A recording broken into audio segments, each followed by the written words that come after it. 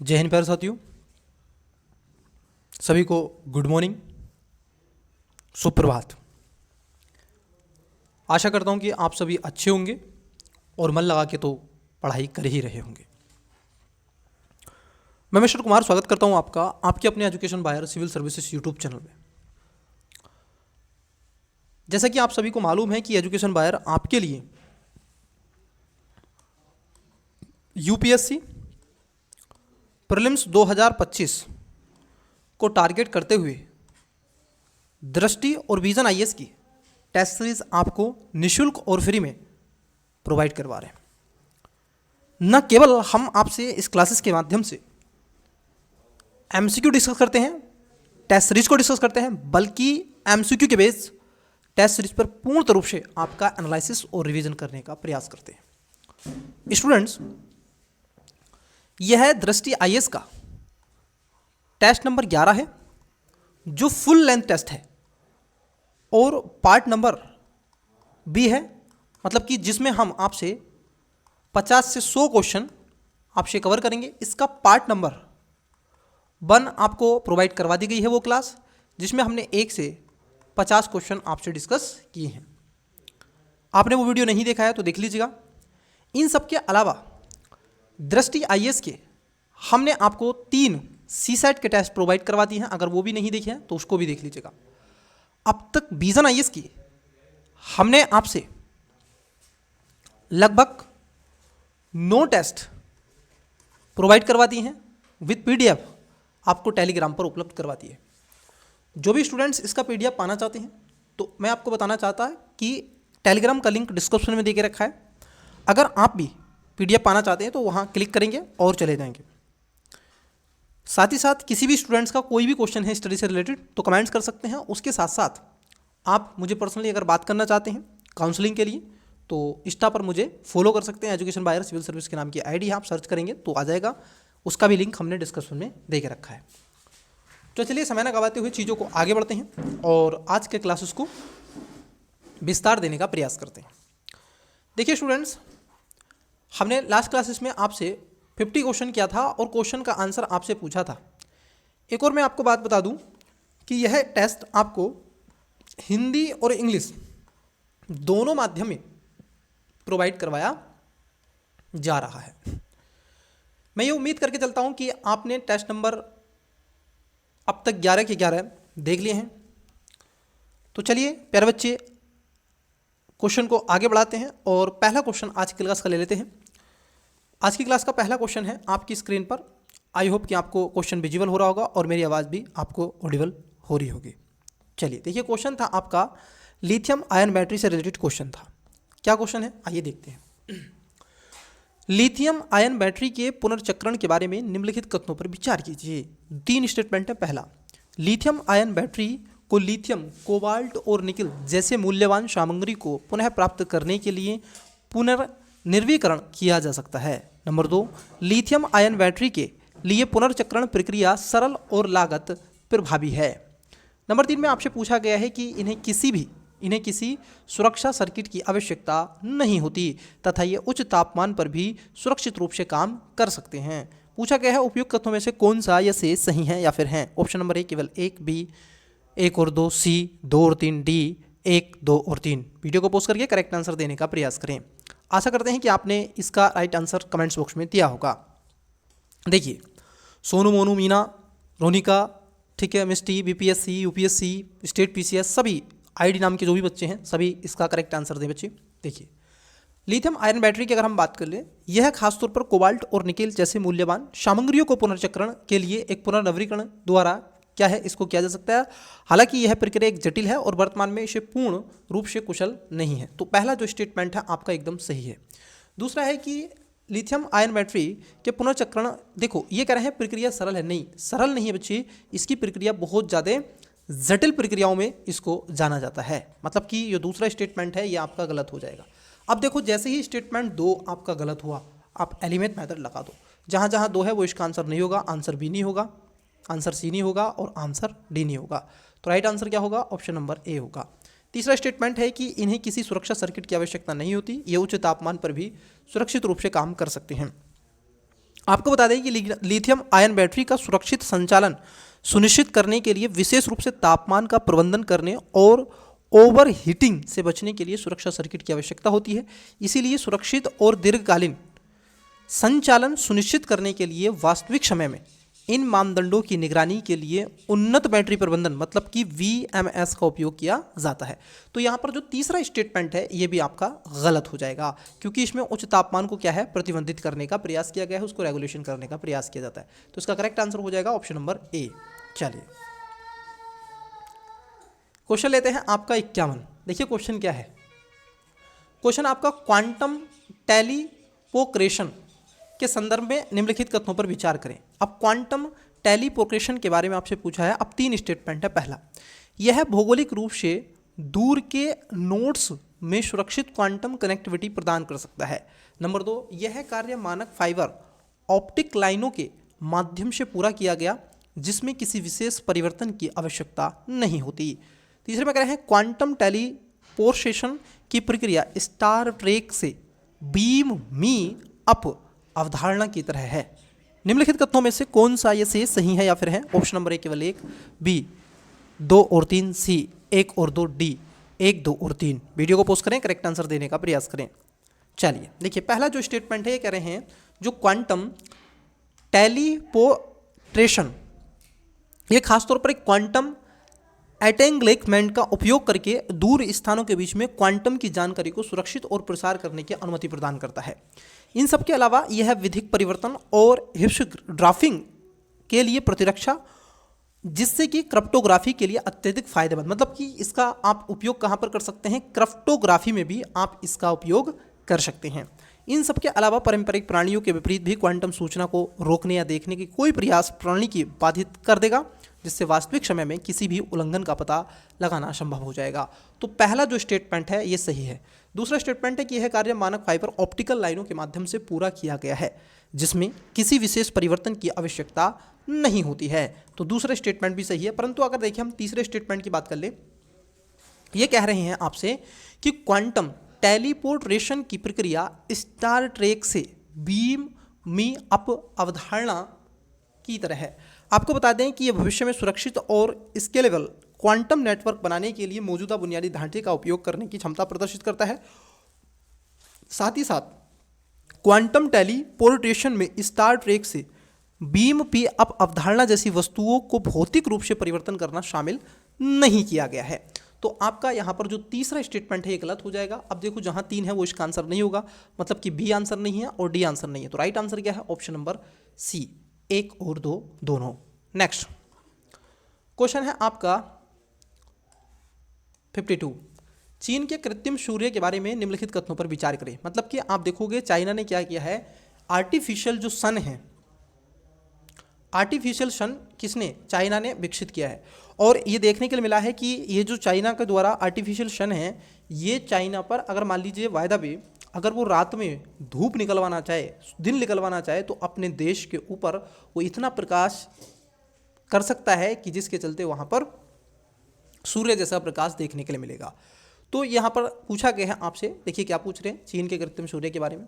पहला स्टेटमेंट है कि यह वास्तविक सूर्य में होने वाली प्रक्रिया का अनुसरण करने के लिए नाभिकीय संलयन का उपयोग करता है। नंबर 2, यह वास्तविक सूर्य के कोर से भी अधिक तापमान तक सफलतापूर्वक प्राप्त कर लिया है। नंबर 3, चीनी कृत्रिम सूर्य का उद्देश्य नियंत्रित संलयन के माध्यम से अक्षय ऊर्जा प्रदान करना है। निम्नलिखित कथनों में से कौन सा ये से सही है? केवल 1 और 2, बी 1 और 3, सी 2 और 3, डी 1 2 और 3। वीडियो को पोस्ट करें, करेक्ट आंसर देने का प्रयास करें। आई होप कि आपने इसका राइट आंसर दिया होगा। चलिए एक एक करके बात करते हैं। देखो चीन के द्वारा जो कृत्रिम सूर्य है, जिसे आधिकारिक तौर पर प्रायोगिक उन्नत सुपर कंडक्टिंग, मतलब कि आप देखोगे टोका मक, इसको बोलते हैं ईएस्ट के रूप में इसको जाना जाता है। इसी प्रक्रिया के अनुकरण करने के लिए परमाणु संलयन का उपयोग करता है, जो कि वास्तविक सूर्य को शक्ति प्रदान करता है। इसमें हाइड्रोजन समस्थानिकों का संलयन करना शामिल होता है, जिससे अधिक मात्रा में ऊष्मा और प्रकाश के उत्सर्जन के माध्यम से ऊर्जा उत्पन्न होती है। तो पहला जो स्टेटमेंट है ये एकदम सही है। दूसरे में कह रहे हैं यह वास्तविक सूर्य के कोर से भी अधिक तापमान तक सफलतापूर्वक प्राप्त कर लिया है। बिल्कुल ये ऐसा देखने के लिए मिला है कि इसने जो वर्तमान में आपको सूर्य दिखता है उससे भी अधिक, लगभग 7 गुना अधिक, ध्यान रखेंगे कितना, लगभग 7 गुना अधिक इसने ताप क्रिएट किया है। तो ये भी आपका सही हो जाएगा। तीसरा स्टेटमेंट है चीनी कृत्रिम सूर्य का उद्देश्य नियंत्रित शल्य के माध्यम से अक्षय ऊर्जा प्रदान करना है। बिल्कुल ये बात सही है कि इसमें जो आपका टोकामेक ईस्ट का प्रयोग वैज्ञानिकों ने लगभग 18 मिनट तक प्लाज्मा को 100 मिलियन डिग्री सेल्सियस से अधिक बनाए रखने की सफलता हासिल की है। आपको बता दें कि सूर्य परियोजना, जो कृत्रिम सूर्य परियोजना है, इसका मुख्य लक्ष्य है नियंत्रित परमाणु संलयन को सफलता हासिल करके सतत नवीकरणीय ऊर्जा विकसित करना, जो जीवाश्म ईंधन के विकल्प के रूप में कार्य कर सकता है। तो चाइना कंटिन्यूअसली इस क्षेत्र में बहुत आगे बढ़ता चला जा रहा है। तो पहला, दूसरा, तीसरा, यहाँ पर तीनों स्टेटमेंट सही हो जाएंगे। तो इसका right answer option number D हो जाएगा, 1, 2 और 3। नेक्स्ट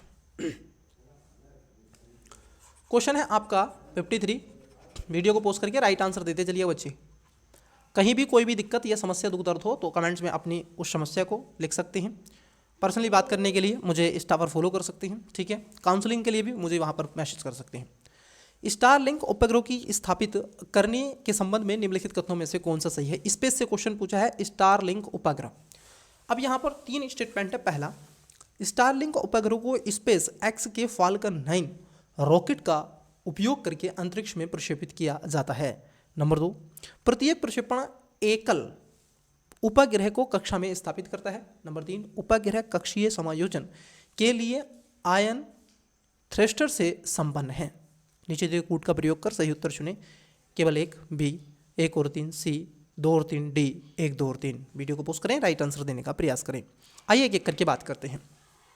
स्टारलिंक जो आप देखोगे उपग्रह को स्थापित करने के लिए स्पेस एक्स जो फाल्कन है, ठीक है, एलन मस्क का, तो उसको यहाँ पर क्या किया है, प्रक्षेपित किया गया। तो पहला स्टेटमेंट सही है, मतलब कि जब जहाँ 1 है वो सही होगा। तो आप देखोगे सी इसका आंसर नहीं होगा क्योंकि यहाँ पर 1 नहीं है।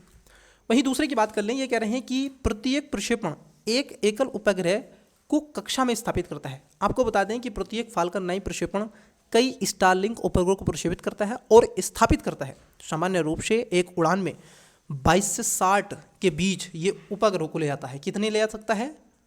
22 से 60 छोटे बड़े ये उपग्रह को ले जा सकता है, ठीक है, जो आपका स्पेस एक्स फाल्कन 9 है। तो यहाँ पर दूसरा स्टेटमेंट एकदम गलत है क्योंकि ये लगभग 12,000 मीटर के आसपास, सॉरी 1200 मीटर के आसपास ले जाएगा, किलोमीटर के आसपास लो अर्थ ऑर्बिट में वहाँ पर स्थापित करता है। तो दूसरा स्टेटमेंट गलत है। तीसरा स्टेटमेंट सही है यहाँ पर कि उपग्रह कक्षीय समायोजन के लिए आयन थ्रस्ट से संपन्न होता है, ठीक है, क्योंकि इसमें उपग्रह समायोजन के लिए क्रिप्टन गैस के द्वारा संचालित आयन थ्रस्ट से संपन्न किया जाता है, जिसको पारंपरिक रसायन प्रोड़न के विपरीत आयन प्रोड़न अधिक ईंधन कुशल और सटीक कक्षा समायोजन को सक्षम बनाता है। आपको बता दें कि इसका उपयोग टकराव से बचने के लिए और कक्षीय विस्तार और उपग्रहों को उनके जीवन काल के अंत में डी ऑर्बिटिंग करने के लिए किया जाता है। तो यहाँ पर पहला सही है, दूसरा गलत है और तीसरा यहाँ पर सही हो जाएगा। तो करेक्ट आंसर हो जाएगा option number B. Next question पे चलने से पहले इंग्लिश माध्यम के बच्चों के लिए वीडियो को पोस्ट करके बच्चे राइट आंसर दें। 50, 51 एंड 52 एंड 53। चलिए नेक्स्ट क्वेश्चन की तरफ बढ़ते हैं। क्वेश्चन है आपका 54। अल्फा फोल्ड के संबंध में निम्नलिखित कथनों पर विचार कीजिए। ये गारंटी, मैं इस बात की गारंटी ले रहा हूँ कि इस वाले टेस्ट में कई बच्चों का जो स्कोर है वो बहुत ही कम जाएगा, क्योंकि ये करंट अफेयर पर टेस्ट है और फुल लेंथ टेस्ट है। इसमें geography, polity, economy, science and tech, ecology, environment सभी से लगभग क्वेश्चन पूछे गए हैं। देखिए फाल्कन जो आपका अल्फा फोल्ड के संबंध में पूछा है। अब यहाँ पर 3 स्टेटमेंट है। पहला, अल्फा फोल्ड एक एआई प्राणी है जो प्रोटीन संरचनाओं का पूर्व अनुमान करता है। अल्फा फोल्ड के पूर्व अनुमान ने प्रोटीन फोल्डिंग के बारे में हमारी समझ में क्रांतिकारी परिवर्तन ला दिया है। नंबर 3, अल्फा फोल्ड को सिर्फ डेमिस हसाविश और जॉन एम जम्पर द्वारा विकसित किया गया था। नीचे दिए कूट का प्रयोग कर सही उत्तर चुने। केवल 1 और 2, बी केवल 1, सी 1 और 2 दोनों, डी ना तो 1, डी ना तो 2, ठीक है, केवल 2, सॉरी, क्योंकि इन्होंने ऑप्शंस यहाँ पर बदल दिए और माइंड उसी दिशा में सेट है। तो बताइएगा इसका करेक्ट आंसर क्या होगा। चलिए एक एक करके बात करते हैं। देखो अल्फा फोल्ड की बात कर लें, एक तरीके से डीप माइनिंग, मतलब कि इसको डीप माइंड द्वारा विकसित किया गया, कृत्रिम आर्टिफिशियल इंटेलिजेंस के रूप में जाना जाता है। तो ये क्या है, एक डीप माइंड है, इसके द्वारा इसको डेवलप किया गया है और आर्टिफिशियल एआई का प्रयोग यहाँ पर किया गया। इस बार के बजट में लगातार इसकी चर्चा हुई है, ठीक है, तो बहुत जरूरी है। एमिनो एसिड अनुक्रमों के आधार पर प्रोटीन की 3D संरचनाओं की भविष्यवाणी करता है, ठीक है। कैसी बनाता है ये, 3D पिक्चर को, डायमेंशन को विकसित करता है, तो पहला सही है। दूसरे में कह रहे हैं कि अल्फा फोल्ड के पूर्वानुमान ने प्रोटीन फोल्डिंग के बारे में हमारी समझ में क्रांतिकारी परिवर्तन ला दिया, ये सही है। तीसरा इसमें गलत है कि अल्फा फोल्ड को सिर्फ, यहां पर देखो सिर्फ मतलब कि केवल डेमिस, हसाबिस और जोन एम, देखो आपको बता दें कि जबकि डेमिस और हॉविस और जोन्स एम पर ने अल्फा फोल्ड के विकास में महत्वपूर्ण भूमिका निभाई, इससे डेविस वेकर सहित डीप माइंड के शोधकर्ताओं में एक बड़ी टीम द्वारा इसको बनाया गया था, इसमें रिसर्च और काम भी किया गया था। तो यहाँ पर आपका तीसरा स्टेटमेंट गलत है। अब जहाँ 3 है वो इसका आंसर नहीं होगा, मतलब कि सी है नहीं, इसका आंसर हो जाएगा ऑप्शन नंबर ए, 1 और 2। नेक्स्ट क्वेश्चन है आपका 55, ग्राफीन के संबंध में क्वेश्चन पूछा है और इसका तो आंसर आप दे ही सकते हैं, ठीक है। ग्राफीन तो आपने पढ़ा ही है बहुत बार, तो इसका आंसर तो आपसे बनता भी है। चलिए इसका आंसर आप कमेंट्स में दीजिएगा, देखते हैं कितने बच्चों का राइट आंसर आता है। कमेंट्स में इसका आंसर दें, ग्राफीन से रिलेटेड है क्योंकि आपने पढ़ा है। ग्राफीन के संबंध में निम्नलिखित कथनों पर विचार कीजिए। 3 स्टेटमेंट है। पहला, ग्राफीन एक द्वितीय आयामी कार्बन संरचना है जिसे छत्ते जैसा जालीदार पैटर्न होता है, मतलब कि आपने देखा होगा मधुमक्खी का छत्ता, तो उसी तरीके से होता है, ठीक है। दूसरे में कह रहे हैं इसे पहली बार वर्ष 2004 में भौतिकविदों आंद्रे गिम और कंस्टेंटिन नोवोसेलोव द्वारा संश्लेषित किया गया था। नंबर 3, ग्राफीन में केवल विद्युत चालकता अनुप्रयोग होते हैं। कैसा होता है, केवल विद्युत चालकता अनुप्रयोग। अब तो इसका आंसर आप दे ही सकते हैं।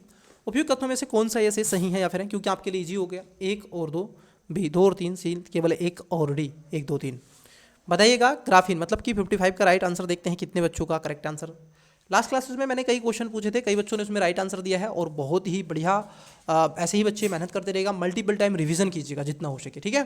बाकी के MCQ वगैरह और डायरेक्शन को सारी चीज़ें मैं आपको दे ही रहा हूँ, उसका सब मेरे ऊपर छोड़ दीजिए। चलिए नेक्स्ट क्वेश्चन है आपका 56, निम्नलिखित में से किस भारतीय क्षेत्र में भूजल में भारी धातु संदूषण का उच्च स्तर देखा गया। मतलब कि आपने देखा होगा लगातार जो वाटर है, इंडियन जो वाटर है, ठीक है, उस भूमि के जल में भारी धातुएं आपको देखने के लिए मिलती हैं, तो वहाँ पर पूछा गया है। पंजाब में मालवा क्षेत्र, बी दूसरे में कह रहे हैं केरल के तटीय क्षेत्र, राजस्थान के शुष्क क्षेत्र और उत्तराखंड में हिमालय की तलहटी। नीचे दिए कूट का प्रयोग कर सही उत्तर चुने, केवल 1 और 3, बी 1 और 2, सी 2 और 4, डी 1 2 और 3। वीडियो को पॉज करके राइट आंसर दें। बहुत ही अच्छा क्वेश्चन है। देखो यहाँ पर स्टूडेंट्स आप देखोगे लगातार भारत का जो भूमिगत जल है इसमें लगातार आप देखोगे भारी धातुओं का जो ग्रो है उसमें देखने के लिए आपको मिल रहा है, मतलब कि नंबर ऑफ जो हाई आपके वेट मेटल्स होते हैं मॉलिक्यूल्स, इसकी वृद्धि देखने के लिए आपको मिल रही है। तो पंजाब के मालवा क्षेत्र में बहुत अधिक मात्रा में और राजस्थान के शुष्क क्षेत्रों में भूजल महत्वपूर्ण रूप से आप देखोगे भारी धातु संदूषण का मुख्य रूप औद्योगिक निर्वहन, खनन और प्राकृतिक कारकों का कारण माना गया है। तो यहाँ पर ध्यान में रखना है। तो आपका जो राजस्थान है और पंजाब है ये ज़्यादा है, वहीं केरल में तटीय नहीं है, ध्यान रखेंगे, और हिमालय उत्तराखंड का तलहटी नहीं है, क्योंकि केरल के विपरीत तटीय क्षेत्रों के उत्तराखंड में हिमालय तलहटी में भारी धातुओं की संदूषण प्रमुख नहीं देखी गई है। इन क्षेत्रों में औद्योगिकरण जैसे मानवीय जनित गतिविधियां अपेक्षाकृत कम प्रभावित होते हैं, हालांकि स्थानीयकृत प्रदूषक अभी भी हो सकता है। तो आप देखोगे यहाँ पर दूसरा गलत हो जाएगा और चौथा भी गलत हो जाएगा, पहला और तीसरा सही है, तो right answer option number A हो जाएगा। नेक्स्ट चलिए आइए क्वेश्चन की तरफ बढ़ते हैं। नेक्स्ट क्वेश्चन देखिए क्या है। क्वेश्चन आपका कथन 1 कथन 2 पर आधारित है और जरा क्वेश्चन को अटेम्प्ट लीजिएगा। देखिए ये कह रहे हैं आपसे क्रिमिनल केस मैनेजमेंट सिस्टम मतलब कि CCMS के संदर्भ में निम्नलिखित कथनों पर विचार करें। अब यहाँ पर आपसे जो कथन 1 है और कथन 2 है, आइए एक एक करके बात करते हैं। देखो आप कथन पहले की बात करो तो आपको चीज़ें बहुत अच्छे वे में समझ में आए। ये कह रहे हैं कि कथन 1 में राष्ट्रीय अन्वेषण अभिकरण NIA द्वारा विकसित क्रिमिनल केस मैनेजमेंट सिस्टम मतलब कि CCMS एक डिजिटल प्लेटफॉर्म है जिसे विशेष रूप से भारत में वित्तीय अपराधों एवं आर्थिक अपराधों को ट्रैक करने के लिए डिजाइन किया गया है। वित्तीय अपराध, देखो अगर आपको बता दें, ये यहाँ पर आपका पहला जो कथन है वो कदापि सही नहीं है। क्यों? क्योंकि ये जो आपका क्रिमिनल केस मैनेजमेंट सिस्टम है, ये राष्ट्रीय अन्वेषण मतलब कि NIA के द्वारा विकसित एक डिजिटल प्लेटफॉर्म तो है जो कि आतंकवाद और संगठित अपराधों से संबंधित आपराधिक मामलों को प्रतिबंधित बढ़ाने के लिए, न कि केवल वित्तीय और आर्थिक अपराधों को। ठीक है, तो ये आतंकवाद को देखता है, आतंकवाद, ठीक है, और इसके साथ साथ ये आपराधिक मामलों आदि का प्रबंधन करता है।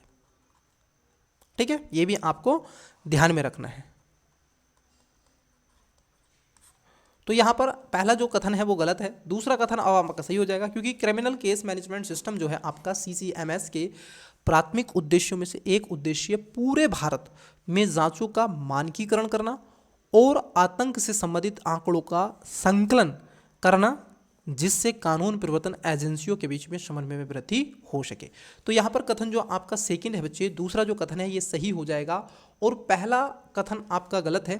ठीक है, ये भी गलत हो जाएगा, ये भी गलत हो जाएगा, ये भी गलत है, क्योंकि पहला गलत है तो आपका correct answer option number D हो जाएगा। इसमें केवल आपका दूसरा सही है। नेक्स्ट क्वेश्चन क्या है, चलिए देखिए। क्वेश्चन है आपका क्लाइमेट प्राइम इनिशिएटिव्स के बारे में आपसे पूछा गया है। क्लाइमेट प्राइम जो इनिशिएटिव है ये किसके द्वारा शुरू किया गया है, क्या है और कैसे, कब, कहाँ, कौन। देखिए ये कह रहे हैं कि यह संयुक्त राष्ट्र विकास कार्यक्रम मतलब कि यूनाइटेड नेशन डेवलपमेंट प्रोग्राम की एक फ्लैगशिप पहल है। नंबर 2, यह दुनिया का सबसे बड़ा समर्थन तंत्र है जिसे विशेष रूप से विकासशील देशों के लिए अपनी जलवायु प्रतिबद्धताओं को मजबूत करने और उनके राष्ट्रीय स्तर पर निर्धारित योगदान जो आपके आप देखोगे नेशनल डिटरमाइंड कंट्रीब्यूशन को लागू करने के लिए डिजाइन किया गया है। उपयुक्त कथनों में से कौन सा कथन सही है या फिर है? केवल एक, बी केवल दो, सी एक और दो दोनों, डी ना तो एक नहीं दो। क्वेश्चन नंबर 58 का करेक्ट आंसर कमेंट्स में देना मत भूलिएगा। चलिए देखिए, जो आपका क्लाइमेट प्रोग्राम इनिशिएटिव स्कीम है, जो पहल है, ये खासतौर पर संयुक्त राष्ट्र मतलब कि UNDP की एक फ्लैगशिप पहल के रूप में इसको जाना जाता है।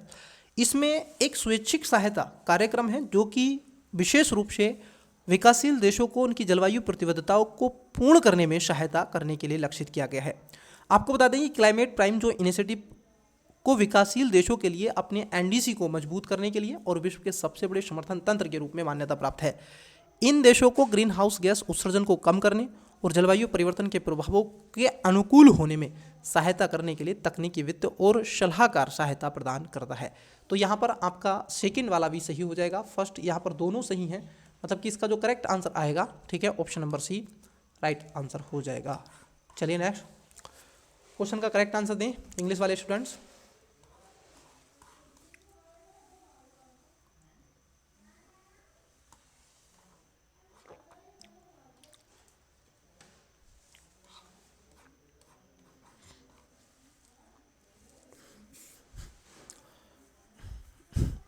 क्राइमिनल case management system, climate promise initiatives के बारे में क्वेश्चन था। नेक्स्ट आइए पहले क्वेश्चन को देखते हैं क्या है। देखिए क्वेश्चन किसके बारे में पूछा गया है। क्वेश्चन है आपका ध्वनिक विशेषता और मूल्यांकन हेतु सब मॉर्शिबल प्लेटफॉर्म मतलब कि स्पेस के संदर्भ में निम्नलिखित कथनों पर विचार करें। अब ये जो स्पेस है ये किसने स्टार्ट किया है, इस पर कई क्वेश्चन आपसे पूछे गए हैं। देखिए पहला स्टेटमेंट है कि रक्षा अनुसंधान और विकास संगठन मतलब कि DRDO द्वारा विकसित स्पेस प्लेटफॉर्म विशेष रूप से एंटी सबमरीन वारफेयर में उपयोग किए जाने वाले नौसैनिक रडार सिस्टम के परीक्षण और मूल्यांकन के लिए डिजाइन किया गया है। नंबर 2, यह वायु सतह, मध्य जल और जलाशय तल मापदंडों के सर्वेक्षण, नमूना और डेटा संग्रहण के लिए उपयुक्त होगा। उपयुक्त कथनों में से कौन सा या से सही है या फिर है? ऑप्शन नंबर ए केवल एक, बी केवल दो, सी एक और दो दोनों, डी ना तो एक नहीं दो। वीडियो को पॉज करके करेक्ट आंसर दें। आपका है 59 नंबर का क्वेश्चन। चलिए देखते हैं। देखो पहले स्टेटमेंट की बात कर लें। यहाँ पर ये कह रहे हैं कि रक्षा अनुसंधान, देखो आपका जो स्पेस प्रोग्राम है ये नौसेना रडार सिस्टम के लिए नहीं है, ये सोनार सिस्टम के लिए है, ठीक है। और इन्होंने क्या कहा है, यहाँ पर कहना है रडार सिस्टम के, नौसैनिक रडार नहीं है, ये ध्यान रखेंगे। तो ये किसके लिए है? सोनार सिस्टम के लिए है। किसके लिए है प्यारे बच्चे? फिर से बता रहे हैं, ये रडार सिस्टम के लिए नहीं है, ये सोनार सिस्टम के लिए है। सोनार सिस्टम क्या होता है? ये पनडुब्बी में लगा हुआ एक सिस्टम होता है जिससे हम समुद्र की गहराई को, समुद्र की गहराई को मापते हैं। तो ये ध्यान में रखना है आपको। तो यहां पर पहला स्टेटमेंट गलत है। दूसरा ये कह रहे हैं वायु, यह वायु सतह, मध्य जल और आकाश जलाशय तल मानदंडों के सर्वेक्षण, नमूना और डेटा को संग्रह करने के लिए उपयुक्त होगा। ये बात एकदम सही है। इसका उपयोग खासतौर पर वायु और सतह मध्य जल के रूप में किया जाता है। तो यहाँ पर कौन सा सही है ये पूछा था आपसे, तो केवल बी इसमें राइट आंसर हो जाएगा। ऑप्शन नंबर बी केवल 2 इसमें सही है। नेक्स्ट, अफ्रीका के आफर ट्रायंगल। देखो अफ्रीका में अभी एक ट्रायंगल चर्चा में रहा है जिसको अफार बोलते हैं। ठीक है, क्या बोलते हैं? अफार। अब उस पर पूछा गया आपसे क्वेश्चन है, ये बहुत ही अच्छा क्वेश्चन है और मेरी तरफ से इसको क्या कर लेंगे आप, मैं आपको बता रहा हूँ, इसको मोस्ट मार्क कर लीजिएगा। जो भी बच्चे इसको क्लास को देख रहे हैं इसका स्क्रीनशॉट ले लें, बहुत ज़रूरी है। और एक बार अफार ट्रायंगल के बारे में आप स्वयं भी पढ़ें। यहाँ पर क्या है कि आपको कंट्री को देखना है, मतलब कि जितने भी कंट्री हैं वो आपको यहाँ पर जो भी देश हैं उनको आपको मैपिंग कर लेनी है। तो ये बहुत मोस्ट है बच्चे, मैं आपको बता रहा हूँ, क्योंकि क्वेश्चन लगातार यूपीएससी 1 से 2 क्वेश्चन ला रहा है, आवश्यक रूप से ला रहा है। ठीक है, मैपिंग से। पहला स्टेटमेंट है, यह पृथ्वी पर भूगर्भीय रूप से सर्वाधिक सक्रिय क्षेत्रों में से एक में स्थित है जहाँ नुबियन, सोमाली और अरेबियन प्लेटें मिलती हैं। अफार। दूसरे में कह रहे हैं यह लाल सागर और अदन की खाड़ी में जलमग्न हो जाएगा। यह पूर्वी अफ्रीकी रिफ्त घाटी का भाग है। उपयुक्त तथ्यों में से कौन सा ये सही है? 1 और 2, बी 2 और 3, सी 1 और 3, डी 1, 2 और 3। वीडियो को पोस्ट करें, राइट आंसर देने का प्रयास करें। चलिए एक एक करके बात करें। देखो अभी हाल ही में क्या है, जो अफार आपका ट्रायंगल है ये चर्चाओं में रहा है। पहले इसकी मैपिंग की अगर मैं बात कर लूँ, ये जो अफार सिस्टम आपको दिखाई देगा, अब यहाँ पे मैप तो नहीं है लेकिन मैं थोड़ा कोशिश करता हूँ आपकी, ताकि आपको पता चल सके। थोड़ा देखिएगा, मैं कोशिश कर रहा हूँ।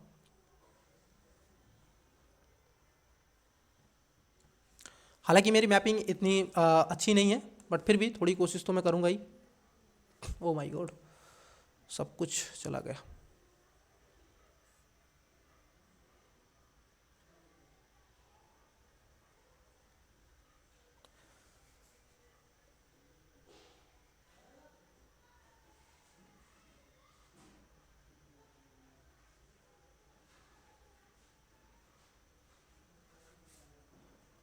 आई होप कि आपको ये मालूम तो हो गया होगा, थोड़ी बहुत पिक्चर तो बनी होगी कि हमने बनाया क्या है। ठीक है, ये आपको समझ में आ जाए तो आप सारी चीज़ें समझ सकते हैं। ठीक है, ये अफ्रीका है और ये सऊदी अरब वाला, ठीक है, वेस्ट एशिया है, ये इंडिया है रीजन, और इधर भी ये एशिया है, बाकी के इधर है। देखो अब ये जो अफार आपका जो रीजन चर्चाओं में रहा है, ये जो ट्रायंगल है ये इस क्षेत्र में रहा है। मैं दूसरे कलर ले लेता हूँ ताकि आपको और अच्छे से विजुअलिटी हो सके। ये जो आपका है जहाँ पे मैंने रेड कलर कर दिया है, ये जो रीजन है यही वो ट्रायंगल है बच्चे। इसमें कई कंट्री शामिल हैं, ये ध्यान में रखना। इसमें कई कंट्री का शामिल है। कौन कौन सी कंट्री है? अगर आप देखोगे इधर देखें तो यहाँ पर आपको इरिट्रिया, कौन सा देश मिलता है? नोट डाउन कर लो इसको, इरिट्रिया। तो इरिट्रिया आपको मिलेगा। उसके साथ साथ यहीं पर एक कंट्री मिलता है जिसको बोलते हैं जिबूती, जिबूती, डीजे, जिबूती। यहीं पर आपको मिलता है इथोपिया,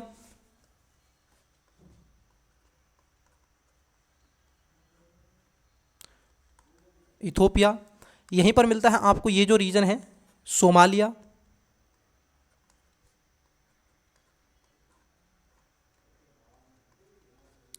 ठीक है। और यहाँ पे ये जो रीजन है यहीं से ये क्या कर रहा है, इस तरीके से तोड़ रहा है इसको, ठीक है। यहीं से क्या है, ये इस तरीके से तोड़ रहा है। ये जो रीजन है, ये विक्टोरिया जो लेक है, यहाँ से होता हुआ ये निकल रहा है बच्चे नीचे। अब क्या हो रहा है ना, ये ऐसा देखने के लिए मिल रहा है, ये जो रफार ट्रायंगल है आने वाले भविष्य में कई सौ वर्षों बाद, ठीक है, ये जो होगा ये इधर चला जाएगा और ये इधर चला जाएगा। तो अफ्रीका का जो न्यू आपको चित्र देखने के लिए मिलेगा। आई होप आप और हम जब उस समय नहीं रहेंगे इस पृथ्वी पे, ठीक है, हम चल बचेंगे। देखो तब ये आपको इस तरीके से मिलेगा, ये टूट जाएगा तो ये इस शेप में आ जाएगा, ये आपको अफ्रीका मिलेगा। ठीक है, आज अफ्रीका कैसा है, ऐसा दिखता है, क्योंकि ये जो इतना वाला रीजन है ना इसका, ये जो रीजन है ये आपका ये अलग हो जाएगा। तो ये अफार सिस्टम है, कौन सी कंट्री है, इरिट्रिया है, जिबूती है, इथोपिया है और आपका सोमालिया है। ये कंट्री है यहाँ पर 4, इनको बेसिकली ध्यान में रखना है आपको। और यहाँ पर रेड सी आपको मिलेगा, ये इधर रेड कर देते हैं, जहाँ जहाँ रेड कर रहे हैं ये रेड सी आप सभी जानते ही हैं। ठीक है, ये आपका रेड सी है। ये जो रीजन है इसको मैं अलग मार्क से, हरे ग्रीन मार्क से यहाँ पर ड्रॉ करूँगा। ये जो रीजन है आपको जहाँ पर ग्रीन दिख रहा है, यहीं पर आपको एक जो खाड़ी मिलेगी, उसी खाड़ी को हम बोलते हैं गल्फ ऑफ अदन। क्या बोलते हैं? गल्फ ऑफ अदन। ठीक है, गल्फ ऑफ अदन, क्योंकि यहीं से राइट सी जाता है, यहाँ पर अरेबियन सी है ना इधर, तो यहीं से इधर जाता है। इसके ऊपर क्वेश्चन भी आया, तो मैंने पूर्ण रूप से आपको ये मानचित्र आपका ड्रॉ कर दिया। मानचित्र आई होप कि आपको समझ में आया होगा। ठीक है, मेरा ज्योग्राफी ऑप्शनल नहीं रहा है, बट मैंने ज्योग्राफी को ऐसे कंठस्थ किया है, मुझसे दुनिया में कहीं का भी मानचित्र आप चुटकियों में बनवा सकते हैं। ठीक है, मैंने ऐसे प्लेसेस एंड न्यूज़ को ऐसे कवर किया है ना बहुत कंठस्थ तरीके से। मेरा ज्योग्राफी ऑप्शनल नहीं है, बस ये ध्यान में रखना। कई बच्चों को ये डाउट हो जाता है कि सर आपका ज्योग्राफी ऑप्शनल होगा। नहीं, मेरा जो ऑप्शनल रहा है बच्चे, वो मेरा जो ऑप्शनल रहा है वो सोशोलॉजी रहा है। ठीक है, क्योंकि मेरे को सोशोलॉजी पढ़ने में जो आनंद आता है ना, जो अनुभूति मिलती है समाज को समझने की, वो कहीं नहीं मिलती। तो देखो पहला स्टेटमेंट एकदम सही है।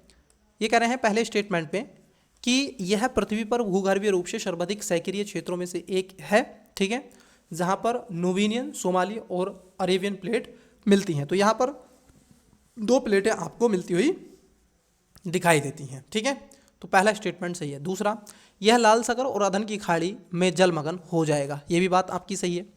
यह पूर्वी अफ्रीकी रिफ्ट घाटी में, ठीक है, उसका भाग का हिस्सा है जो मैंने आपको बना के दिखाया। तो यहाँ पर तीनों सही है, पहला, दूसरा, तीसरा, मतलब कि डी इसका राइट आंसर हो जाएगा। ये मोस्ट है, मैं फिर से बता रहा हूँ, इसलिए मैंने इस पर थोड़ा आपका टाइम भी लिया है। चलिए नेक्स्ट क्वेश्चन लेते हैं। क्वेश्चन आयोग क्या आपको विजिबल हो रहा है?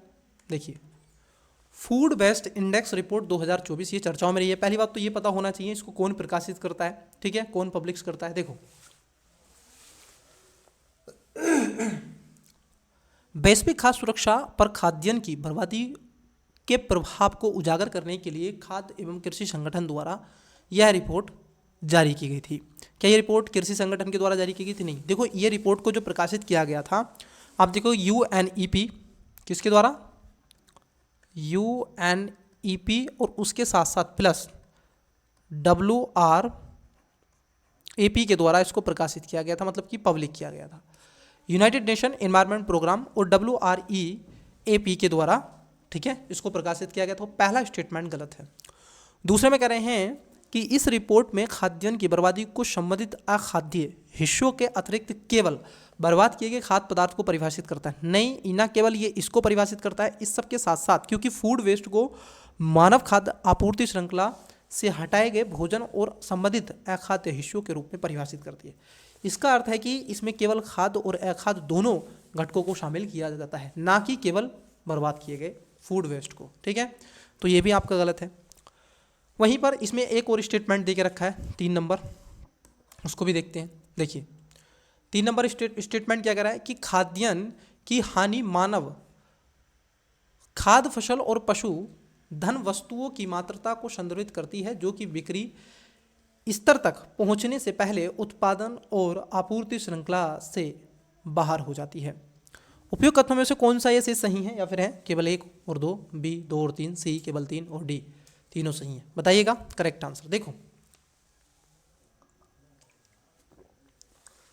जो पहला स्टेटमेंट है ऑब्वियसली वो गलत है, दूसरा भी गलत है, तो मतलब कि आपका 2 जहां है उसको कट कर दो। एलिमेंट मेथड है बच्चे, उसमें एक्सट्रीम वर्ड भी एक आपको अगर नहीं पता चल रहा है तो एक एक्सट्रीम वर्ड है, यहाँ पर ओनली मतलब केवल वर्ड है, तो ध्यान में रखेंगे। तो आप 2 को गलत मानकर भी इसका आंसर दे देंगे। तो right answer option number C हो जाएगा। ये एलिमेंट मेथड लगाना सीखते रहिएगा, ठीक है, ताकि आपको इससे आगे चल के लाभ मिल सके। चलिए नेक्स्ट क्वेश्चन है आपकी स्क्रीन पर। हिंद महासागर प्रक्षेपण प्रणाली मतलब कि इंडो ओश के संदर्भ में निम्नलिखित कथनों पर विचार करें। ये चर्चाओं में रहा था बच्चे। इंडोश गहरे समुद्रों में 36 विद्या जो आपके वोए का एक नेटवर्क है जो मौसम के पूर्व अनुमान के लिए उच्च रेजोल्यूशन में समुद्री और वायुमंडल डेटा एकत्रित करता है। इंडोश का प्राथमिक उद्देश्य भारत के मानसून पूर्व अनुमान मॉडल के लिए विशेष रूप से दीर्घकालिक समुद्री डेटा प्रदान करना है। उपयुक्त कथनों में से कौन सा ये सही है या फिर है केवल एक, बी केवल दो, सी एक और दो दोनों, डी ना तो एक नहीं दो। बताइएगा। इंडोश के बारे में पूछा जा रहा है आपसे। चलिए एक एक स्टेटमेंट करके बात करते हैं। इंडोस खासतौर पर गहरे समुद्र में 36 ऐसे वॉय का एक नेटवर्क है जो कि मौसम के पूर्वानुमान के लिए उच्च रेजोल्यूशन में समुद्री और वायुमंडल का डेटा एकत्रित करने में महत्वपूर्ण भूमिका निभाता है। ये बात एकदम सही है। वहीं हम देखें कि इस नेटवर्क को अफ्रीकी, एशियाई, ऑस्ट्रेलियाई मानसून विश्लेषण और पूर्वानुमान मतलब कि RAMA के तहत कार्यक्रम को रिसर्च मूड एरे का हिस्सा है जो कि वर्ष 2008 में पृथ्वी विज्ञान मंत्रालय के द्वारा नोआ के बीच सहयोग में क्रियान्वित हुआ था। दूसरा जो स्टेटमेंट है ये गलत है कि जो आपका इंडोश है इसका प्राथमिक उद्देश्य भारत के पूर्वानुमान मॉडल के लिए विशेष रूप से दीर्घकालिक समुद्री डेटा प्रदान करना है। न केवल भारत के लिए बल्कि आप देखोगे ये कई देशों के लिए पूर्ण रूप से हिंद महासागर के देशों के बीच में साझेदारी को बढ़ावा देता है और इन सब के अलावा ये जलवायु का पूर्वानुमान के साथ साथ पर्यावरण आकलन के लिए भी निरंतर उच्च गुणवत्ता वाले समुद्री वायुमंडल डेटा को प्रकाशित करता है। तो यहाँ पर दूसरा स्टेटमेंट गलत है, पहला स्टेटमेंट से ये पूछा है सही, तो आप कहोगे केवल एक इसका आंसर हो जाएगा। Next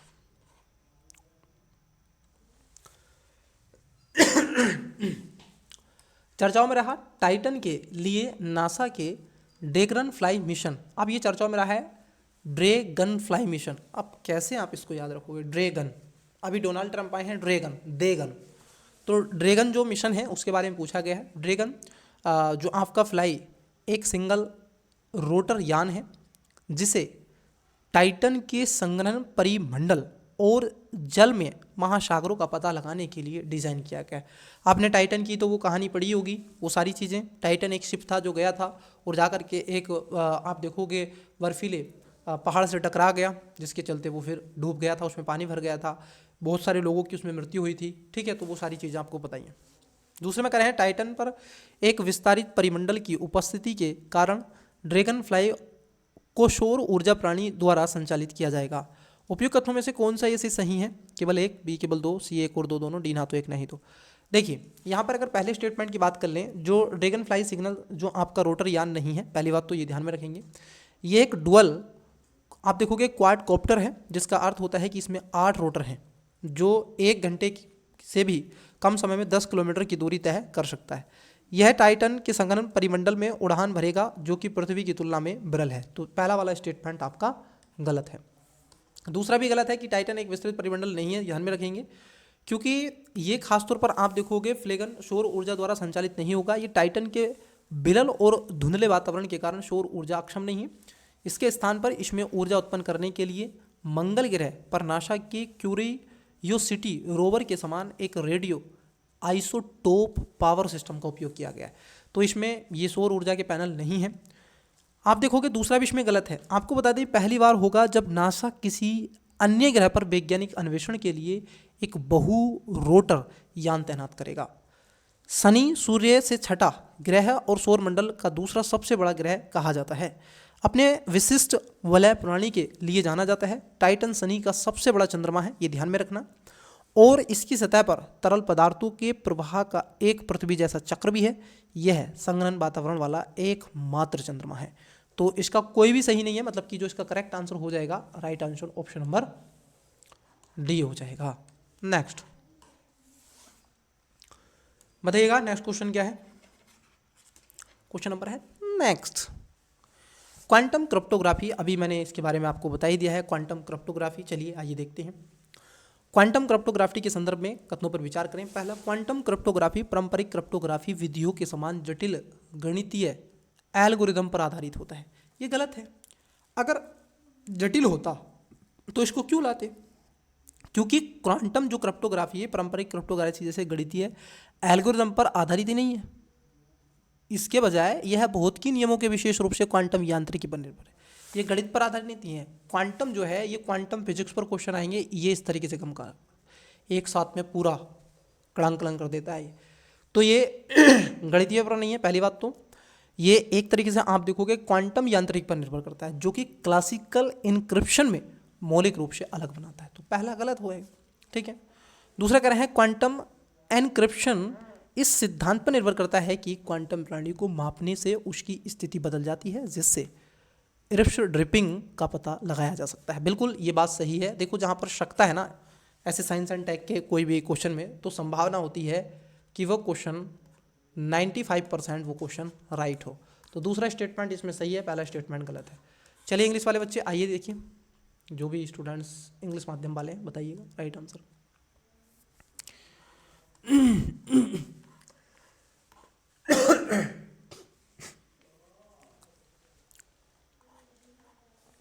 sixty one food waste index report 2024।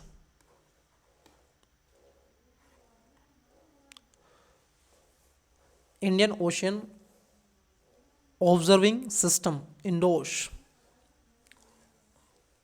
NASA का Dragonfly mission, Dragonfly, titanium के बारे में, क्वांटम क्रिप्टोग्राफी। अच्छा तीसरा और स्टेटमेंट है। अब देखो इसमें पहला स्टेटमेंट गलत था, तो आंसर ए नहीं है, सी नहीं है। ये कह रहा है क्वांटम यांत्रिकी में फोटॉनों का पूरी तरह से क्लोन बनाया जा सकता है, जिससे क्वांटम इनक्रिप्टो संदेशों की प्रकृति बनाना संभव हो जाता है। आप देखोगे ये बात गलत है, क्योंकि यहाँ पर क्वांटम इनक्रिप्टो संदेश की प्रकृति यहाँ तक कि इसमें क्लोन नहीं बनाया जाता है, ये ध्यान में आपको रखना है, ठीक है। जैसे जिससे वे साइबर खतरों के खिलाफ अत्यधिक सुरक्षित हो जाते हैं। आपको बता दें कि क्वांटम यांत्रिकी यह तय करती है कि जबकि आणविकों को कुछ गुणों को आंशिक रूप से क्लोन किया जा सकता है, नो क्लोनिंग प्रयोग के कारण 100% सही क्लोन असंभव होता है, ध्यान में रखना, ठीक है। तो यहाँ पर तीसरा भी स्टेटमेंट गलत है, तो यहाँ पर दूसरा आपका सही हो जाएगा, ठीक है, डी भी गलत है। नेक्स्ट, अभी हाल ही के दिनों में मैं आपको बता दूं कि कितने स्टूडेंट से बताइएगा ईमानदारी से, मैंने एक क्लास आपकी ली थी PT 365 आर्ट एंड कल्चर की, ठीक है, ली थी ना विजन IAS की। आपको PDF भी मैंने टेलीग्राम पर प्रोवाइड करवा दिया और इसकी PDF भी वहीं पर आपको मिलेगी, ठीक है। एजुकेशन बायर सिविल सर्विस के नाम की वो ID है, ठीक है, चैनल है जो कि टेलीग्राम का, तो उसको ज्वाइन कर ले। यही सेम लोगो है जो यूट्यूब का है, वही उसका है। देखिए उसमें खास तौर पर साफ साफ बायकोम सत्याग्रह के बारे में बताया गया है, क्योंकि इसको पूर्ण रूप से शताब्दी हो रही है बच्चे, इसको पूर्ण रूप से शताब्दी हो गई है 2024-25 में। तो बायकोम सत्याग्रह क्या है इसके बारे में मैं आपसे ये उम्मीद करके चलता हूँ कि इसका आंसर आप कमेंट्स में करेंगे, क्योंकि हिस्ट्री के आप सभी स्टूडेंट्स रहे हैं। तो क्वेश्चन नंबर आप देखोगे जो आपका क्वेश्चन नंबर 65 है, 65 नंबर बताइएगा। बायकोम सत्याग्रह 1924 से 1925 के संदर्भ में निम्नलिखित कथनों पर विचार कीजिए। बहुत ही अच्छा क्वेश्चन है ये। 3 स्टेटमेंट है। पहला, बायकोम सत्याग्रह का मुख्य उद्देश्य त्रावणकोर के सभी मंदिरों में उत्पीड़न जातियों के लिए पूर्ण मंदिर प्रवेश अधिकार हासिल करना था। बहुत अच्छा क्वेश्चन है बच्चे, मैं आपको बता रहा हूँ ये बहुत अच्छा क्वेश्चन है। इसकी संभावना है कि ऐसे क्वेश्चन आ सकते हैं, ठीक है। तो था तो ये मंदिर प्रवेशों से, लेकिन कुछ यहाँ पर आपको कुछ शब्द मिलेंगे, उन शब्दों का बेसिकली ध्यान रखना है, ठीक है। दूसरा है पेरियार ईस्वी रामास्वामी नायकर ने आंदोलन में सक्रिय रूप से भाग लिया तथा अपने अथक प्रयासों के कारण बायकोम विरार की उपाधि हासिल की। जो स्टूडेंट्स ने PT 365 का पढ़ा होगा विजन IAS वाला, वो इसका आंसर बहुत इजी वे में दे सकता है।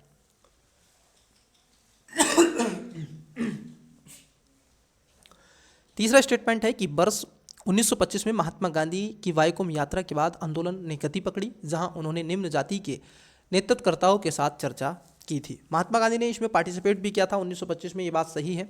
तो यहाँ पर आपसे पूछा गया है, क्या पूछ रहे हैं, कौन सा सही है। यहाँ पर एलिमेंट मेथड भी आप लगा सकते हैं लगभग। ऑप्शन नंबर A केवल 1 और 2, B 2 और 3, C 1 और 3, D 1 2 और 3। आपको इसका करेक्ट आंसर क्या करना है, बायकोम सत्याग्रह। देखो कई बार बच्चे क्या करते हैं, मैं आपको बता दूं, जैसे आपने कई बच्चे क्या करेंगे 65 number answer C B D जो भी बताना है, प्यारे बच्चे, जब आप बता करें ना जैसे 65 नंबर, ठीक है, तो वहाँ पर लिख दें 65 नंबर क्वेश्चन बाइकोम सत्याग्रह, बस। फिर उसके बारे में आप बता दें, तो उससे क्या होता है, हमारी जो टेक्निकल टीम होती है, जो हमारा कंप्यूटर है, वो उस पर काम करता है। उसके साथ साथ अगर मैं भी क्वेश्चन को देखता हूँ तो ऐसे नहीं पता चलता है ना कि नंबरिंग क्वेश्चन पे क्या थी। अब मैं कंप्यूटर तो हूँ नहीं कि 1 से 50 तक के पूरे मेरे को क्वेश्चन याद हो जाएंगे नंबर पर, अच्छा उस नंबर पे ये क्वेश्चन है। अब जैसे आप कमेंट्स करेंगे वाईकोम सत्याग्रह, तो आप कहेंगे 65 नंबर क्वेश्चन है, जैसे क्यू बनाओगे 65 लिखोगे, उसके आगे लिख दोगे वाईकोम सत्याग्रह, फिर उसका बता दोगे ऑप्शन नंबर फलाना ढिमकाना, जो भी आपको बताना है कि XYZ इसका आंसर है। तो फिर समझ में आ जाएगा, अच्छा वाईकोम सत्याग्रह से क्वेश्चन है, तो इसका आंसर तो ये था और इसका आंसर तो भी था। तो आपको ऐसे बताना है, ठीक है। चलिए, तो इसका आंसर बताइएगा कमेंट्स में। नेक्स्ट क्वेश्चन की तरफ लेके चलता हूँ। आइए देखिए, क्वेश्चन है आपका आसियान फ्यूचर फोरम के बारे में पूछा गया। अब 3 स्टेटमेंट है। पहला, आसियान फ्यूचर फोरम एक वार्षिक शिखर सम्मेलन है जो सभी आसियान सदस्य देशों द्वारा बारी बारी से आयोजित किया जाता है। आसियान आप सभी जानते हैं जो दक्षिण पूर्व एशिया का एक संगठन है, जिसमें आपके थाईलैंड, मलेशिया, इंडोनेशिया, सिंगापुर, ठीक है, वियतनाम, कंबोडिया, म्यांमार, ये जो कंट्रीज़ इसके अंदर शामिल हैं, ठीक है, उसके बारे में पूछा है। दूसरे में कह रहे हैं वियतनाम ने आसियान के विकास पथ को बढ़ावा देने के लिए आसियान फ्यूचर फोरम की शुरुआत और मेजबानी करने में महत्वपूर्ण भूमिका निभाई है। नंबर 3, मंच का प्राथमिक फोकस आसियान देशों और साझेदार देशों के बीच में सैन्य सहयोग को बढ़ावा देना है। उपयुक्त तत्वों में से कौन सा ये सही है या फिर है? ऑप्शन नंबर ए केवल 1 और 3, बी केवल 2, सी 1 और 2, डी 2 और 3। वीडियो को पॉज करें, राइट आंसर देने का प्रयास करें। चलिए एक एक करके बात करते हैं। देखिए, पहला स्टेटमेंट गलत है क्योंकि आसियान फ्यूचर फोरम एक वार्षिक सम्मेलन नहीं है, ध्यान में रखना। क्योंकि आसियान जो फ्यूचर फोरम है ये सभी देशों द्वारा बारी बारी से आयोजित की जाने वाली एक वार्षिक शिखर सम्मेलन नहीं है, ध्यान रखना। इसके बजाय ये एक वियतनाम के नेतृत्व वाली पहल है जो कि आसियान सदस्य देशों को, साझेदार देशों को नए विचारों और नीतियों पर चर्चा करने के लिए साझा एक मंच प्रदान करता है। कोई ऐसे नहीं है जैसे क्या G20 है, ब्रिक्स है, ऐसा नहीं है, ध्यान रखना। ये केवल क्या है, वियतनाम के द्वारा स्टार्ट किया गया एक इनोवेशन है ताकि उस क्षेत्र में अपने कल्चरल, ठीक है, मुद्दों को उठा सकें, अपने आर्थिक विकास के मुद्दों को उठा सकें और उसके साथ साथ अपनी कई चुनौतियों का समापन कर सकें। तो पहला स्टेटमेंट गलत है। अब देखो, जहाँ पर एक स्टेटमेंट है उसको कट करो, तो आंसर ए नहीं है, आंसर सी नहीं है। क्यों? यहाँ पर एक है। अभी इसमें बात में निश्चित रूप से तय हो गया कि 2 तो आपका महोदय 100% सही है कि वियतनाम ने आसियान के विकास के पथ को बढ़ावा देने के लिए आसियान फ्यूचर फोरम की शुरुआत और मेजबानी करने में महत्वपूर्ण भूमिका निभाई। तीसरा स्टेटमेंट है कि मंच का प्राथमिक फोकस आसियान देशों और साझेदार देशों के बीच में सैन्य सहयोग को बढ़ा। नहीं बच्चे, ये आपका सैन्य सहयोग को बढ़ावा नहीं देता है। ये मंच प्राथमिक ध्यान पर सैन्य सहयोग नहीं बल्कि आर्थिक विकास की नीति, ठीक है, किसकी विकास की नीति करता है? सैन्य सहयोग नहीं, इसमें इकोनॉमी डेवलपमेंट, ठीक है, इकोनॉमी डेवलपमेंट को बढ़ावा देने के लिए इन सब के अलावा नीति समन्वय और सस्टेनेबल डेवलपमेंट, सस्टेनेबल डेवलपमेंट जो गोल है उन पर विचार करने के लिए इसको लाया गया है। और सुरक्षा का चर्चा हो सकता है, ठीक है, वहां पर सिक्योरिटी का मुद्दा हो, लेकिन इसका जो मुद्दा है वो आर्थिक विकास और सस्टेनेबल डेवलपमेंट। तो तीसरा भी स्टेटमेंट गलत है, दूसरा सही है, पहला गलत है। Right answer option number B हो जाएगा। नेक्स्ट, चलिए क्वेश्चन का आंसर दीजिएगा 67।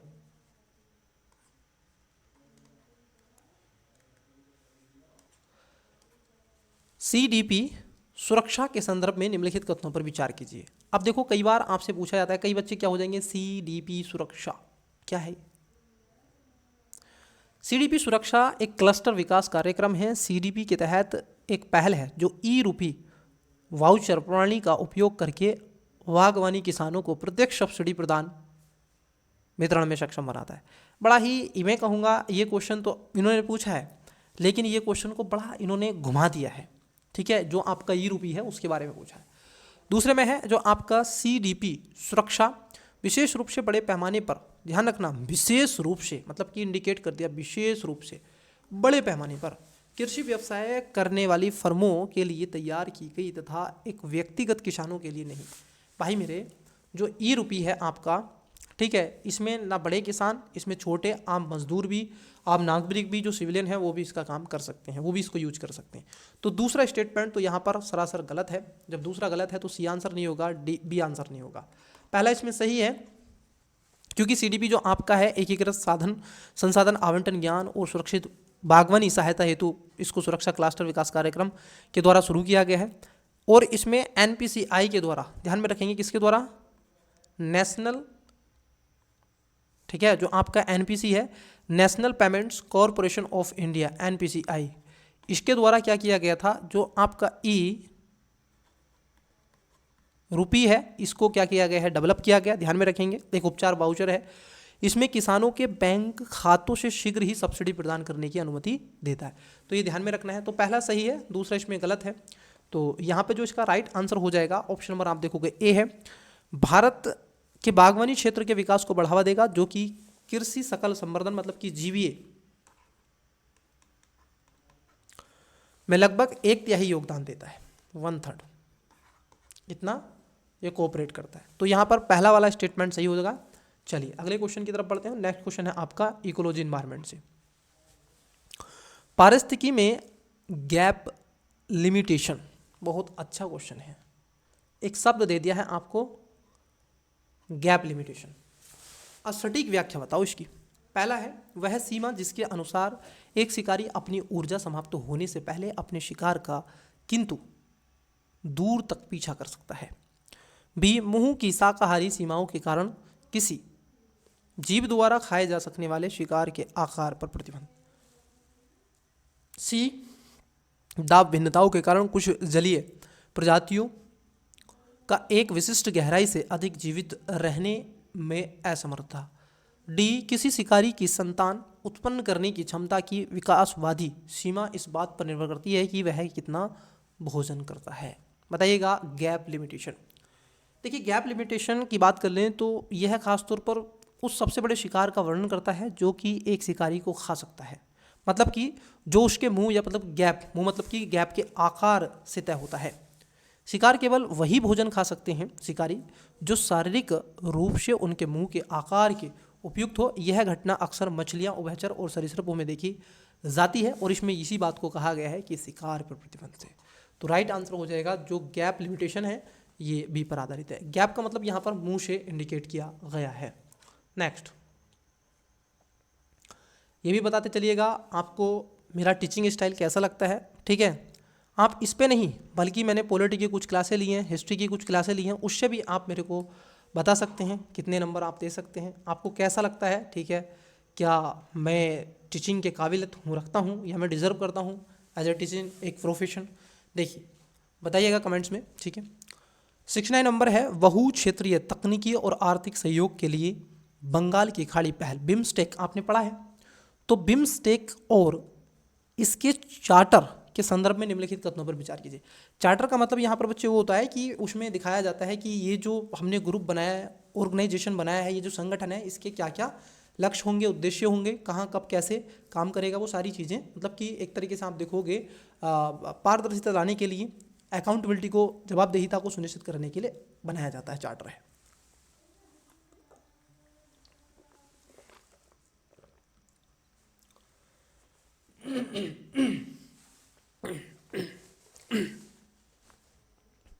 पहला स्टेटमेंट है कि बिम्स्टेक चार्टर को वर्ष 2022 में श्रीलंका में 5वें बिम्स्टेक शिखर सम्मेलन के दौरान अपनाया गया था। मतलब कि कब, 2022 में। दूसरे में कह रहे हैं बिम्स्टेक चार्टर को सर्वाधिक जो सांविधिक रूप प्रदान करता है जिसे यह बाहरी साझेदारी बनाने और नए सदस्यों को शामिल करने में सक्षम होता है। नंबर 3, चार्टर को हस्ताक्षर करने के 1 वर्ष के भीतर सभी सदस्य देशों द्वारा अनुमोदित किया गया था। उपर्युक्त कथनों में से कौन सा ये सही है या फिर है? ऑप्शन नंबर ए केवल 1 और 2, बी 2 और 3, सी 1 और डी तीनों। चलिए आइए एक एक करके बात करते हैं। देखो जो बिम्स्टेक है, अगर हम देखें, पहला स्टेटमेंट एकदम सही है क्योंकि इसके चार्टर को वर्ष 2022 में श्रीलंका में 5वां जब बिम्स्टेक शिखर सम्मेलन हुआ था तो उसके समय इसको अपनाया गया था। बतौर आधिकारिक तौर पर 20 मई 2024 को इसको लागू कर दिया गया। तो लागू कब से हुआ है? 20 मई 2024 से। ठीक है, क्या हो गया है ये? लागू कर दिया गया है। दूसरा भी स्टेटमेंट एकदम सही है, क्योंकि जो चार्टर को सांविधिक रूप से प्रदान किया गया था और जिसे बाहरी साझेदारी बनाने के लिए नए सदस्य देशों को शामिल करने में सक्षम होता है, मतलब कि उनका क्राइटेरिया क्या होगा, कैसे उस चीज़ को रेखांकित किया जाएगा, उसकी ये बात करता है। ठीक है, यहाँ पर जो आपका तीसरा स्टेटमेंट है ये गलत है, क्योंकि ये कह रहे हैं यहाँ पर कि चार्टर को हस्ताक्षर करने के लिए 1 वर्ष के भीतर सभी सदस्य देशों द्वारा अनुमोदित किया गया था। नहीं, क्योंकि मार्च 2022 में 5वें शिखर सम्मेलन में सभी सदस्य देशों द्वारा चार्टर पर हस्ताक्षर किए गए थे, जबकि अप्रैल 2024 में नेपाल की संसद द्वारा अप्रैल 2024 में इसकी पुष्टि किए जाने के बाद यह अंततः मई 2024 में लागू हुआ। यह दर्शाता है कि हस्ताक्षर 1 वर्ष के भीतर इसकी पुष्टि नहीं की गई। तो इसकी पुष्टि एकदम से नहीं की गई, अलग अलग समय पर की गई। ठीक है, तो आप कहोगे तीसरा स्टेटमेंट गलत है। अब जहाँ 3 है वो तो होगा नहीं, तो राइट आंसर बी भी नहीं है और डी भी नहीं है। करेक्ट आंसर हो जाएगा ऑप्शन नंबर ए, केवल 1 और 2, 1 and 2। नेक्स्ट क्वेश्चन पर चलने से पहले इंग्लिश वाले बच्चों के लिए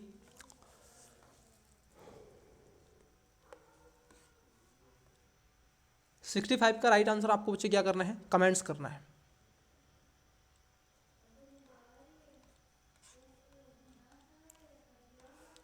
वाईकॉम सत्याग्रह के बारे में, आसियान फ्यूचर फोरम के बारे में क्वेश्चन पूछा गया है, बताइए।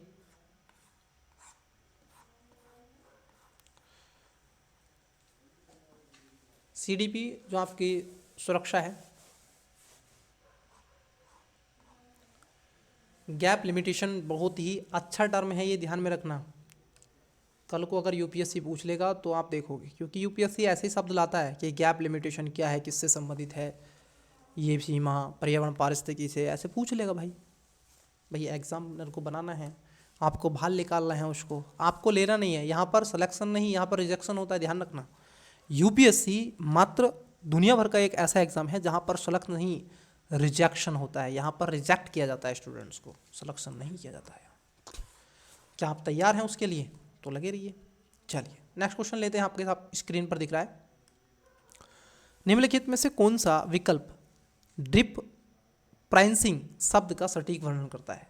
ये क्वेश्चन मैंने ये जो शब्द है पढ़ा था, ठीक है, और ये क्वेश्चन 2023 में मैंने पढ़ा था, क्योंकि ये खासतौर पर डार्क पैटर्न से रिलेटेड है। ड्रिप जो आपका प्राइसिंग है, देखिए, एक रणनीति जिसमें फर्म शुरुआती खरीदारों को छूट प्रदान करती है और बाद में कीमतों में वृद्धि करती है। बी, एक तकनीकी है जिसमें किसी उत्पाद की पूरी कीमत धीरे धीरे बताई जाती है तथा साथ ही खरीद प्रक्रिया के दौरान अतिरिक्त शुल्क का खुलासा किया जाता है। सही है। सी में कह रहे हैं व्यवसायों द्वारा बिना किसी छिपे हुए शुल्क के परामर्शीय मूल्य निर्धारण प्रदान करने के लिए प्रयोग की जाने वाली विधि है। और डी में कह रहे हैं कि एक मूल्य निर्धारण मॉडल जिसमें कंपनियां उत्पाद की कीमतें कम करती हैं लेकिन बिक्री के बाद की प्रीमियम सेवाओं के माध्यम से लागत को वसूल करती हैं।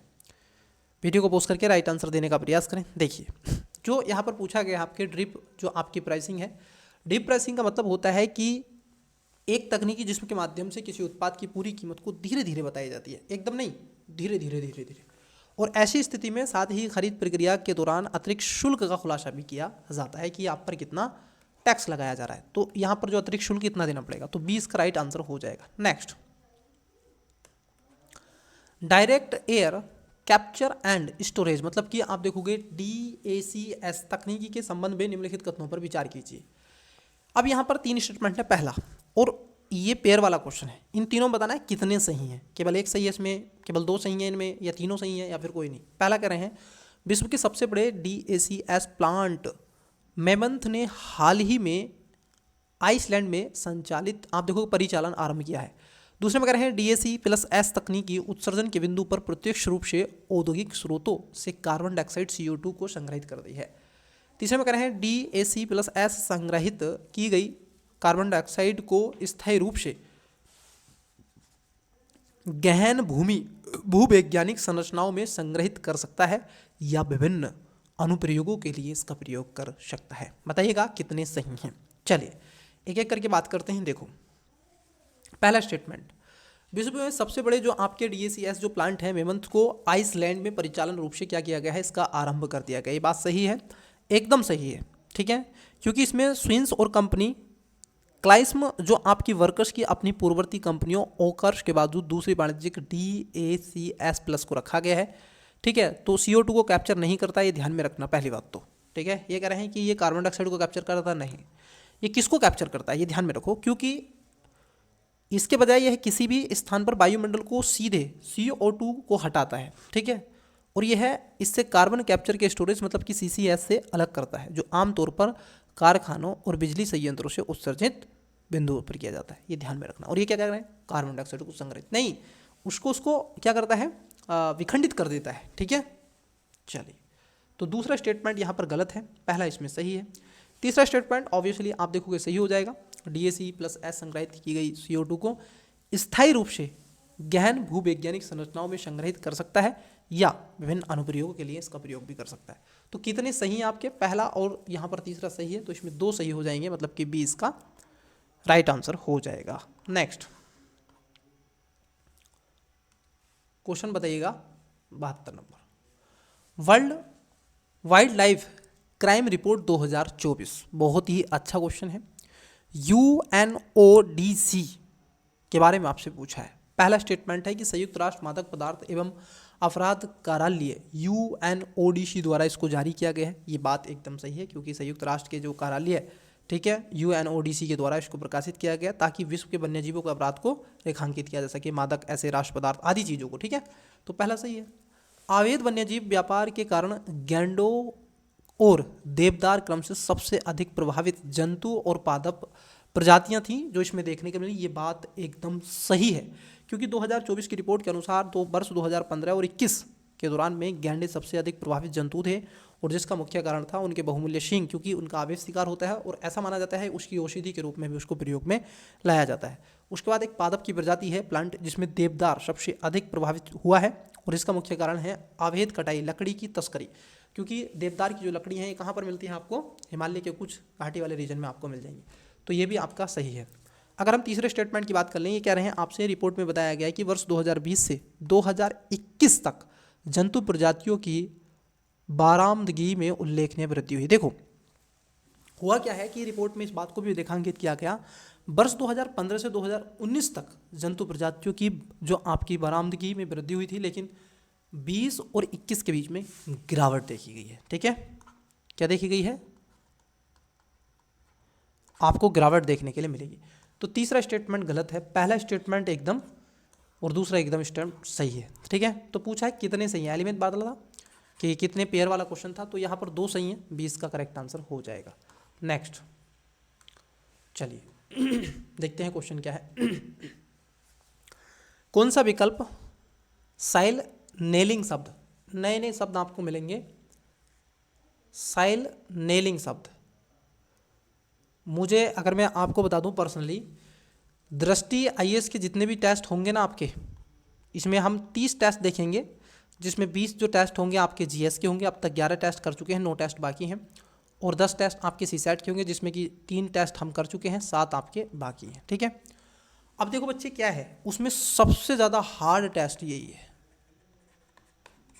सबसे ज़्यादा टफ टेस्ट यही मुझे लग रहा है, अपने अनुभव से बता रहा हूँ, क्योंकि इसमें इतना करंट अफेयर है, मैं कह रहा हूँ कि इसमें 70 से 80% करंट अफेयर है इस टेस्ट के अंदर, ठीक है। तो ये बहुत ज़रूरी है आपके लिए, बहुत ज़रूरी है बच्चे, बहुत ज़रूरी है। चलिए देखिए, स्टाइल नेलिंग के बारे में आपसे पूछा है, स्टाइल नेलिंग क्या है बताइएगा। चलिए देखो, प्राकृतिक कंपोस्टिंग के माध्यम से मृदा उर्वरता में सुधार करने के लिए जैविक कृषि में प्रयुक्त एक तकनीकी है। बी, मृदा संरक्षण की एक विधि है जिसमें ढालों को स्थिर करने के लिए बम्बेडेड तत्वों का मृदा में सन्निहित करना शामिल है। सी, एक भूगर्भीय प्रक्रिया जिसमें भूस्खलन को रोकने के लिए मृदा खनिज प्राकृतिक रूप से एक साथ बंधन निर्मित करते हैं। डी में कह रहे हैं कि मृदा संरचना को संशोधित करके सिंचाई के लिए नदी जल को मोड़ने के लिए हाइड्रो आपकी जो इंजीनियरिंग में प्रयुक्त होता है, मतलब कि उसको इसमें लाया जाता है। बताइए इसका करेक्ट आंसर क्या होगा। चलिए, जो आपका है साइल नेलिंग, साइलिन की बात कर लें तो ये मृदा संरक्षण के लिए एक विधि है जिसमें आपके ढालों को स्थिर करने के लिए एम्बेडेड तत्वों को मृदा में सन्निहित करना शामिल होता है।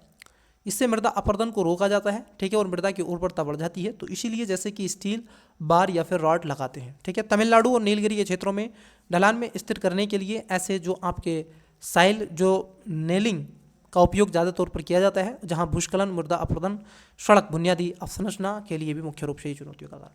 तो कई चीज़ें आपको मिलती हैं, तो इसका राइट आंसर हो जाएगा ऑप्शन नंबर बी। नेक्स्ट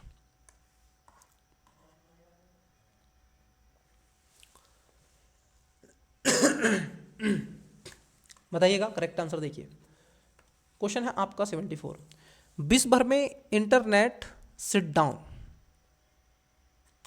के अभ्यास के संबंध में निम्नलिखित कथनों पर विचार कीजिए। इंटरनेट सिट डाउन जहां पर रोक दिया जाता है सब कुछ, sit down, please sit down. चलिए एक एक करके बात करते हैं। देखो एक्सिस नाउ रिपोर्ट के अनुसार भारत में लगातार छठे वर्ष 2023 में विश्व में सबसे अधिक इंटरनेट सिट डाउन हुआ है। बात सही है बच्चे। आप देखोगे वैश्विक इंटरनेट जो सिट डाउन की संख्या में अगर हम देखें तो 41% वृद्धि हुई है। कितने परसेंट? 41% की वृद्धि की है, ग्रोथ हुआ है। वर्ष 2022 में 201 से बढ़कर के 2023 में कितना हो गया है? 283 बार हो गया है। तो वृद्धि हुई है सर भारत में। मणिपुर के बारे में पढ़ लीजिएगा और एक बार राष्ट्रपति जो शासन है, ठीक है, उसके बारे में, इमरजेंसी प्रोविजन के बारे में आवश्यक रूप से पढ़िएगा। मणिपुर से रिलेटेड जितनी भी चीज़ें आप निकाल सकते हो वहाँ से निकाल लीजिएगा, मैपिंग उसकी अच्छे से कर लीजिएगा। लेक हो, वहाँ के कल्चरल हो, वहाँ के ट्राइब्स हों, किन किन में लड़ाई थी वो हो, सारी चीज़ें पढ़ लीजिएगा, ठीक है। आपको बता रहे हैं कल को क्वेश्चन आ गया तो मत्था पकड़ोगे, क्योंकि भूल चुके हो आप मणिपुर के बारे में, तो ध्यान में रखेंगे। वहाँ पर कई चीज़ें आपको मिलेंगी। अब दूसरे में कह रहे हैं कि भारत टेलीग्राफ अधिनियम 1885 भारत में इंटरनेट शट डाउन के लिए कानूनी आधार प्रदान करता है, जिसके आदेश केवल संघ राज्य गृह सचिव द्वारा किए जाते हैं।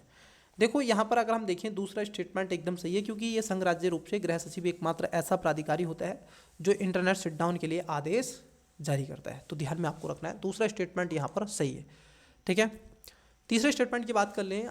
अनुराधा भसीम बनाम भारत संघ 2020 मामले में सर्वोच्च न्यायालय ने निर्णय दिया था कि राष्ट्रीय सुरक्षा के खतरों के मामले में भारतीय टेलीग्राफ अधिनियम 1885 के तहत इंटरनेट सेवाओं का अनिश्चितकालीन निलंबन अनुमेय है, क्योंकि ये संविधान के आर्टिकल नंबर आप देखोगे वाक अभिव्यक्ति की स्वतंत्रता, मतलब कि आर्टिकल 19(1)(a) का उल्लंघन करता है मौलिक अधिकार का, और न केवल इसका बल्कि 19(2) के तहत भी प्रतिबंधित किया जा सकता है।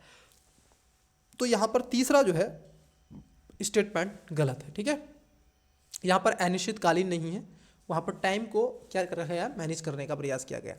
तो तीसरा स्टेटमेंट यहाँ पर बच्चे आपका गलत हो जाएगा। पूछा था कितने सही है, पेयर वाला क्वेश्चन है ना, कितने सही हैं, तो ऑब्वियसली यहाँ पर आपके 2 सही हैं, केवल इसमें 2 आंसर हो जाएगा बी। नेक्स्ट इंग्लिश माध्यम हिंदी वाले बच्चे भी कोई कोई क्वेश्चन अपना देख ले करें जो समझ में नहीं आता है, ठीक है, इंग्लिश में जरूरी है। जैसे आपको world wild life crime report 2024 कुछ ऐसे शब्द हैं, उनको देखते रहिएगा, क्योंकि कई बार वहाँ पर आएगा तो आप चक्कर खा जाएंगे। सोयल नीलिंग,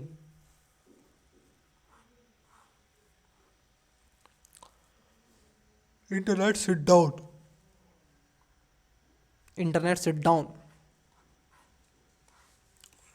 चलिए बहुत ही बढ़िया क्वेश्चन है, देखते हैं कितने बच्चे इसका राइट आंसर देते हैं। हाल ही में समाचारों में देखा गया सेकंड थॉमस शोल कहाँ स्थित है? सेकंड जो आपका थॉमस शोल, ठीक है, कहाँ स्थित है? दक्षिण चीन सागर, पीला सागर, अंडमान सागर, तस्मान सागर। बहुत इजी ऑफ द इजी क्वेश्चनों में से है, और मैं कहूँगा इसका आंसर आपको जरूर देना चाहिए, बहुत ही जरूरी है, क्योंकि ये सेकंड थॉमस शोल है। ये बहुत बड़ा, विश्व का सबसे जो बड़ा है वो तो मैक्सिको की खाड़ी में है, और ये यहाँ पर है, ठीक है। बताइएगा, इसका नाम है अयुंगीन शोल, इसको कहा जाता है। विवादित क्षेत्रों में से रहा है, कई देशों का इसमें दावा हो रहा है, ठीक है। तो बताइएगा। चलिए पैरोल द्वीप समूह यहीं पर मिलेगा, स्पिरिटली द्वीप समूह यहीं पर मिलेगा आपको, और स्कार्वो शोल भी यहीं पर आपको मिलेगा। चलिए तो बताइएगा इसका राइट आंसर, आप कमेंट्स करना है आपको बच्चे।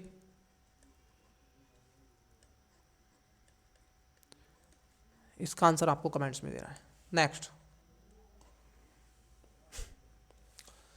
क्वेश्चन है आपका 76।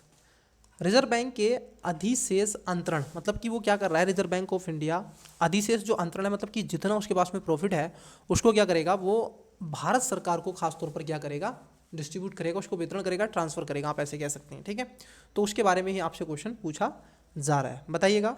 देखिए पहला स्टेटमेंट है, भारतीय रिजर्व बैंक आरबीआई अधिनियम 1934 की धारा 47 के तहत अनिवार्य रूप से अपना अधिशेष सरकार को हस्तांतरित करता है। ये बात सही है, बिल्कुल ये बात एकदम सही है, क्योंकि इसके तहत ये किया गया। और 2023-24 के हम देखें तो 2.11 लाख करोड़ रुपए, कितना, 2.11 लाख करोड़ रुपए जो आपकी आरबीआई है ये किसको देगी, गवर्नमेंट ऑफ इंडिया को देगी, इतना प्रॉफिट। दूसरे में कह रहे हैं कि वित्त वर्ष 2023-24 के लिए अतिरिक्त अधिशेष उसी वित्त वर्ष के लिए सरकार के खातों में परिलक्षित होगा। यहाँ पर जरा समझना, यहाँ पर ये है बात कि यह खास तौर पर सरकार के खातों में नहीं, क्योंकि सरकारी बजट की प्रक्रियाओं के समय एक कारण होता है। खास तौर पर इस वित्त वर्ष में अगर हम देखें, जो वित्त वर्ष 2023-24 के लिए अधिशेष अंतरण उसी वित्त वर्ष के लिए सरकार के खातों में प्रतिबंधित नहीं होगा, जिसके बजाय वित्त वर्ष 2024-25 मतलब कि अगले के हिसाब से रखा जाएगा, क्योंकि अगर उसमें होगा तो बजट में पेश करना होगा, और वो बजट आपने पेश कर दिया तो बाद में ही जा रहा है, तो ये नेक्स्ट में आएगा। ठीक है, 23-24 में नहीं, 24-25 में आएगा। तो यहाँ पर दूसरा स्टेटमेंट गलत है, पहला एकदम सही है। आप देखोगे इसका जो राइट आंसर होगा, ठीक है, दूसरा तो गलत है, ए नहीं है, सॉरी बी नहीं है और सी नहीं है, right answer option number A हो जाएगा। Got it. नेक्स्ट, निम्नलिखित में से कौन सा विकल्प इन्फ्लुएंसर शब्द का सटीक वर्णन है। इन्फ्लुएंसर, जो आपका पार्ट नंबर ए था उसमें भी इन्फ्लुएंसर अवार्ड के बारे में क्वेश्चन आया था, और इसमें भी इन्फ्लुएंसर के बारे में क्वेश्चन पूछा गया है। चलिए देखते हैं। पहला है वित्त, आप देखोगे विनियमक जो बाजार अनुपालन और निवेश प्रथाओं की देखरेख करते हैं। बी पेशेवर वित्तीय सलाहकार जो कि निवेश संबंधी सुझाव देने के लिए सेबी द्वारा प्रमाणित होते हैं। सी वित्तीय साक्षरता अभियानों के लिए उत्तरदायी सरकार द्वारा नियुक्त विशेषज्ञ है। डी में कह रहे हैं सोशल मीडिया इन्फ्लुएंसर जो प्राय औपचारिक विनियमन के बिना वित्तीय सलाह और निवेश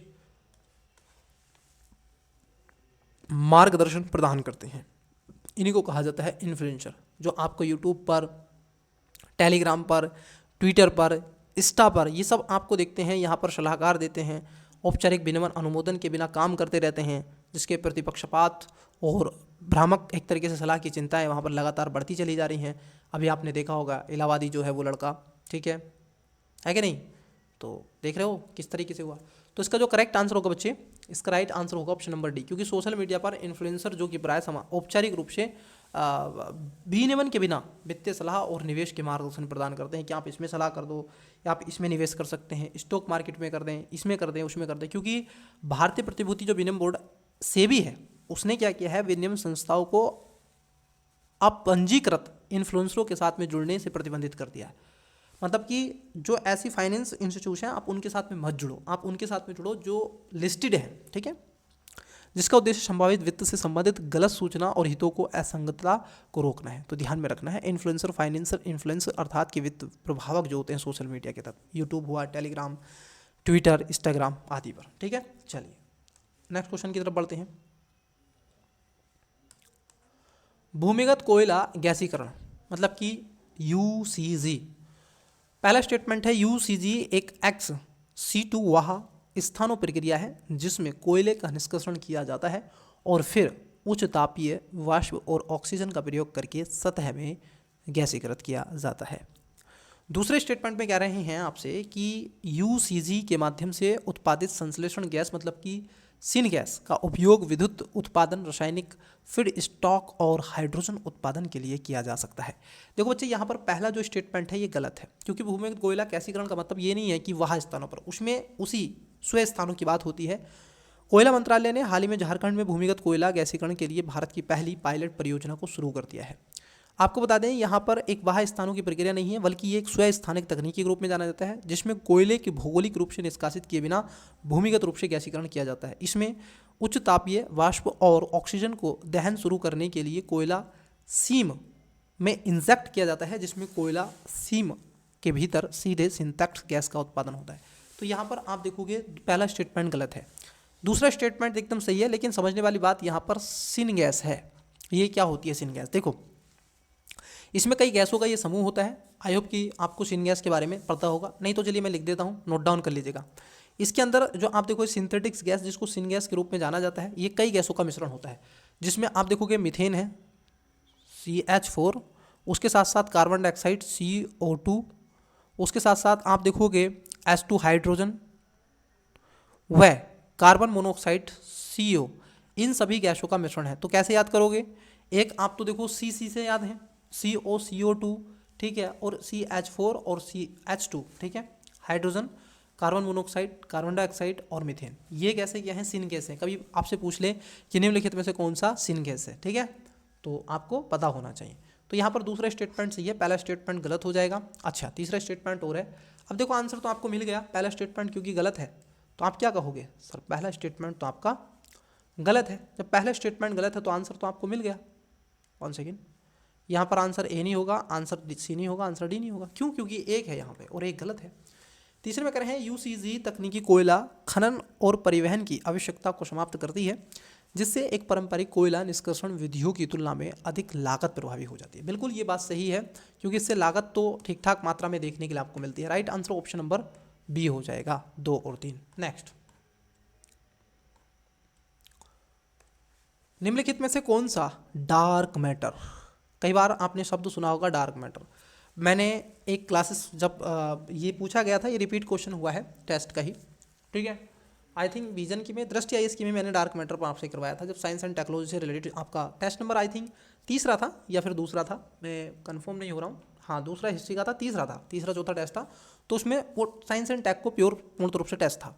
अब उसी पर डार्क मैटर मैंने आपको बताया था, आपको वहाँ पर मैंने कमेंट्स किया था, आपसे बोला था कि जिसका भी आंसर गलत आ गया तो रात में सर्दी के दिनों में ऊपर छत पे सोएगा और ऊपर देखेगा ऐसे आंखें फाड़ फाड़ के। वो जो काला दिखता है ना, जो आपके स्टार दिखते हैं, मून दिखता है, उसके बीच का जो काला गैप है ना, उसी को डार्क मैटर बोलते हैं। डार्क एनर्जी क्या है, डार्क मैटर क्या है, ठीक है, उसका एक कॉन्सेप्ट है, उसको समझना पड़ता है। कमेंट्स में आप चाहें तो एक्सप्लेन कर सकते हैं, लेकिन इसका आंसर दीजिए। डार्क मैटर की प्रमुख विशेषता का सबसे अच्छा वर्णन करता है। ए, यह विद्युत चुंबकीय विकिरण के साथ में दृढ़ता से अंतःक्रिया करता है, जिससे इसे दूरबीनों द्वारा आसानी से पता लगाया जा सकता है डार्क मैटर का। बी, यह मुख्य रूप से मजबूत परमाणु बल के माध्यम से अन्य पदार्थों के साथ अंतःक्रिया करता है। सी, यह गुरुत्वाकर्षण प्रभाव डालता है लेकिन प्रकाश के साथ महत्वपूर्ण रूप से अंतःक्रिया नहीं करता। डी में कह रहे हैं यह साधारण पदार्थ की अंतः मुख्य प्रोटॉन और न्यूट्रॉन से बना होता है। बताइए बेटा इसका करेक्ट आंसर क्या होगा? 79 का। देखते कितने बच्चे इसका राइट आंसर देंगे। और 70 का लिखिएगा डार्क मैटर, ठीक है, ऐसे लिखिएगा 79 क्वेश्चन नंबर 79 डार्क मैटर, फिर आप उसका आंसर दें तो मैं जानूँ, ठीक है। चलिए इसका राइट आंसर आपको क्या है कमेंट्स में देना है आपको। देखो जो इजी है और जो मैंने करवा दिया है, अब मुझे लगता है कि अननेसेसरी उस पर टाइम अपना लगाते रहो तो वो मुझे उचित नहीं लगता है, ठीक है, क्योंकि मैं बहुत बार इसको एक्सप्लेन कर चुका हूँ। चलिए नेक्स्ट क्वेश्चन है आपका 80 नंबर। क्रिप्टो करेंसी के बारे में। अब ये भी क्वेश्चन बड़ा इजी है। क्रिप्टो पहला है, क्रिप्टो करेंसी लेन देन को सत्यापित करने के लिए केंद्रीकृत बैंकिंग प्रणाली पर निर्भर करती है। देखो ये इस पर निर्भर ही नहीं करती है, ये पीयर टू पीयर पर आधारित होती है। कौन दे रहा है कौन ले रहा है इसका कोई पता नहीं चलता है, तो पहला ही गलत है इसमें। तो जब पहला गलत है तो आंसर आप देखो सी और आपका ए नहीं है, तो 50-50 हो गया आंसर अब आपका। और ऐसे में रिस्क आवश्यक रूप से लेना चाहिए बच्चे, मैं आपको सलाह दे रहा हूँ। जबकि आपका 50-50 आंसर हो तो आवश्यक रूप से वहाँ पर रिस्क लें, छोड़े नहीं उस क्वेश्चन को, आवश्यक लगाएं, क्योंकि एक तो गलत हो गया। ब्लॉकचेन तकनीकी एक वितरित सार्वजनिक वही खाता है जो क्रिप्टो करेंसी लेन देन को रिकॉर्ड करता है। बिल्कुल, ब्लॉकचेन का मतलब होता है कि इसमें एक बार जो जुड़ गया, इस चैन के अंदर ऐसे जुड़ता चला जाता है और इसमें वो सबको दिखता है, सबको, हर कोई देखेगा। तो यहाँ पर बच्चे आप देखोगे जो पहला आपका गलत है, दूसरा स्टेटमेंट आपका एकदम सही है, ठीक है। बिटकॉइन आपने पढ़ा है कि नहीं? बिटकॉइन आपने पढ़ा होगा, इस तरीके से इसका साइन होता है बिटकॉइन का, तो उसी पर आधारित है क्रिप्टो करेंसी। क्योंकि ब्लॉकचेन आधिकारिक आप देखोगे क्रिप्टो करेंसी को अंतर्निहित तकनीकी है, यह वितरित सार्वजनिक खाता है जो हर लेन देन को सुरक्षित और पारदर्शी तरीके से रिकॉर्ड करता है। यह खाता नेटवर्क में सभी प्रतिभागियों के बीच में साझा लिया किया जाता है और इससे छेड़छाड़ करना मुश्किल हो जाता है। मतलब कि आप इसको डिलीट नहीं कर सकते, इससे या तो एग्जिट करोगे लेकिन आपका सारा डिटेल तो रह जाएगी। तो 20 का करेक्ट आंसर हो जाएगा। Next, metaverse. आप देखो ये भी क्वेश्चन आपसे पूछा गया है मेटावर्स के बारे में। मेटावर्स पे भी मैंने क्वेश्चन कर दिया है। पहला है, मेटावर्स एक पूर्णतः डिजिटल क्षेत्र है जो भौतिक दुनिया से अलग है। क्या ऐसा होता है मेटावर्स में? नहीं, क्योंकि आपको ये पता होना चाहिए मेटावर्स के बारे में आपसे पूछा गया है, क्योंकि मेटावर्स भौतिक दुनिया से पूरी तरह से अलग नहीं है। पहली बात तो यह भौतिक और डिजिटल का मिश्रण होता है। मेटावर्स में क्या है, इसमें भौतिक एक ग्राफ ऐसे बना लो और एक ग्राफ आपका डिजिटल का बना लो, ठीक है। अब जो इसके बीच का जो रीजन है ना, ये इसी को कहा जाएगा मेटावर्स, ठीक है। दूसरे में कह रहे हैं कि मेटावर्स के भीतर डिजिटल पहचान और परिसंपत्तियों पर सुरक्षित नियंत्रण सुनिश्चित करने में वेब3 तकनीकी महत्वपूर्ण भूमिका निभाती है।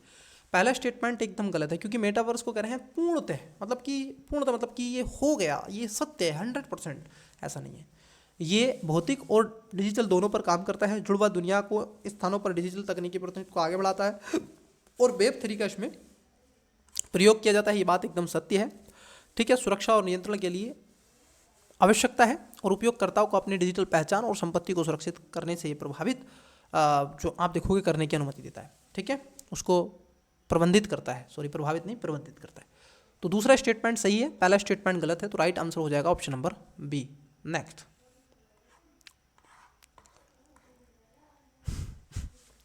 इजी है ना, बताओ।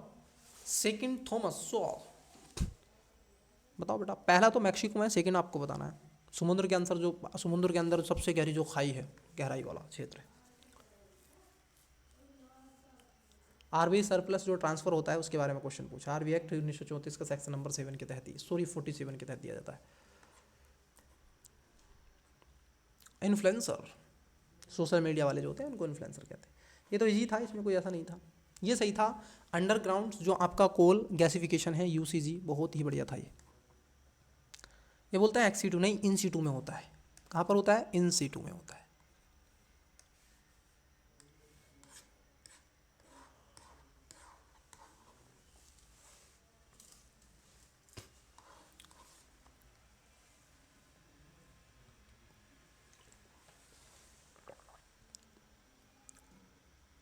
Dark matter, crypto currency, metaverse,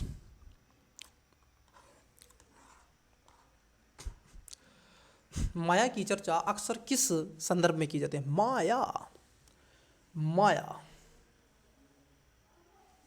माया ओएस स्वदेशी ऑपरेटिंग सिस्टम के रूप में आता है। रक्षा मंत्रालय के तहत इंटरनेट से जुड़ी कंप्यूटर को माइक्रोसॉफ्ट में विंडोज को प्रतिस्थापित करने के लिए किया गया।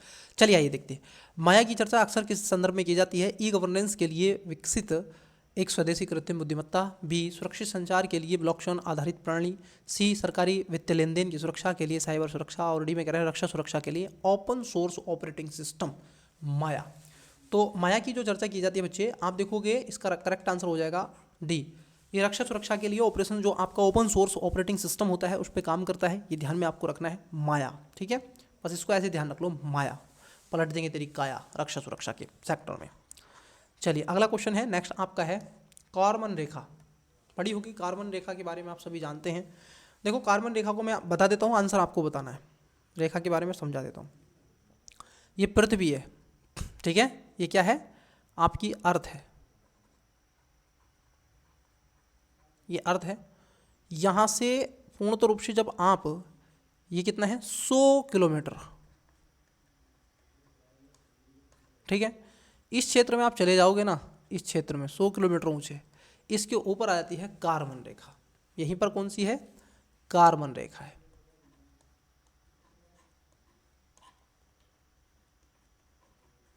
ठीक है। और इससे ऊपर क्या होती है, आप व्यक्ति क्या है निर्वात में चला जाता है, मतलब कि उसका जो भार है वो क्या हो जाता है? शून्य हो जाता है, वो हवा में तैरने लगता है।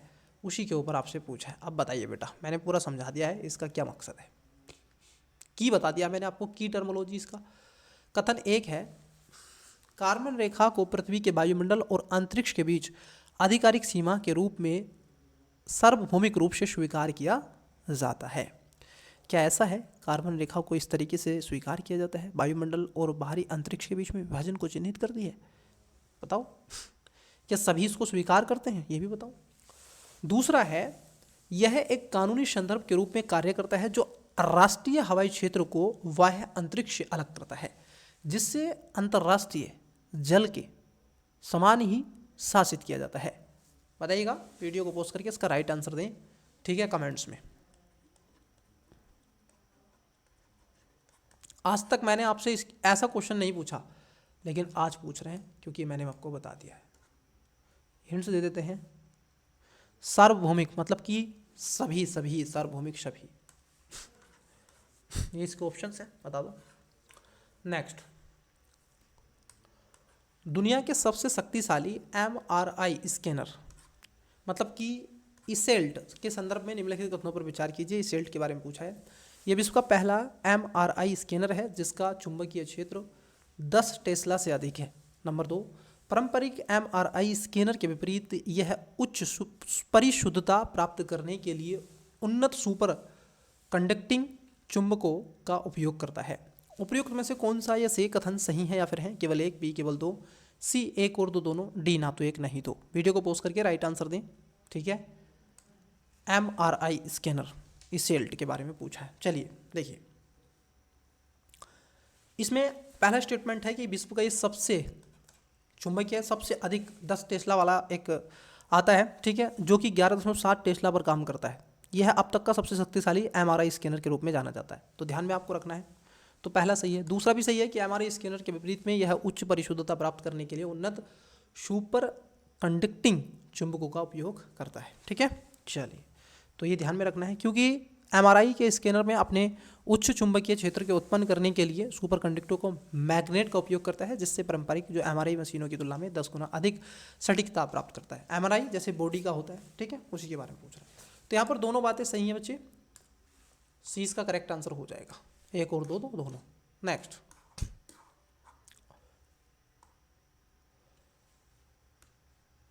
भारत में डीप टेक स्टार्टअप्स इकोसिस्टम के बारे में पूछा है। पहला, नेस्कॉम जीनोम अध्ययन के अनुसार वैश्विक डीप टेक स्टार्टअप्स इकोसिस्टम में भारत तीसरे स्थान पर है। कैसा है कि भारत तीसरे स्थान पर जाना जाता है। दूसरे में कह रहे हैं वर्ष 2023 में 480 से अधिक डीप टेक स्टार्टअप स्थापित किए गए थे, जो वर्ष 2022 की तुलना में 2 गुना से अधिक है।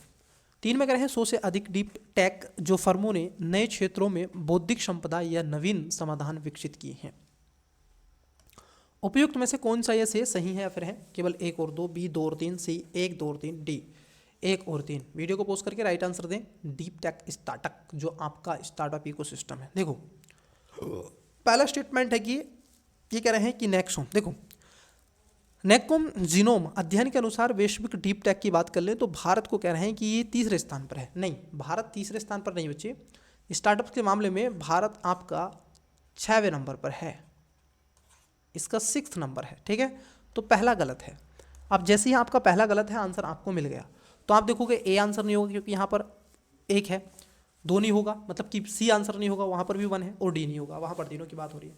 राइट आंसर क्या होगा? इसका करेक्ट आंसर होगा ऑप्शन नंबर बी 2 और 3, ठीक है। वर्ष 2022 की तुलना में दुगना हुआ है और 100 से अधिक डीप टेक फर्मों की आप देखोगे बौद्धिक संपदा नवीनतम रूप से समाधान विकसित किए गए।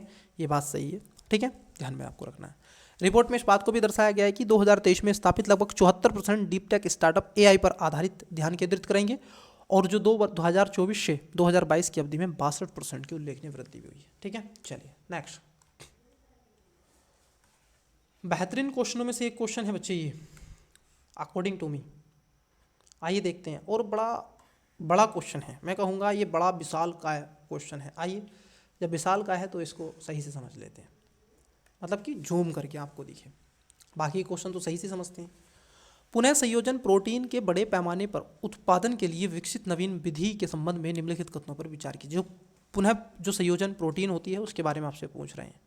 देखिए, पहला कह रहे हैं कि शोधकर्ताओं ने इस पिचिया पास्टोरिस को सक्रिय करने के लिए मेथनॉल के स्थान पर खाद्य भोज्य मोनोसोडियम ग्लूटामेट मतलब कि MSG का उपयोग करने की विधि विकसित की है।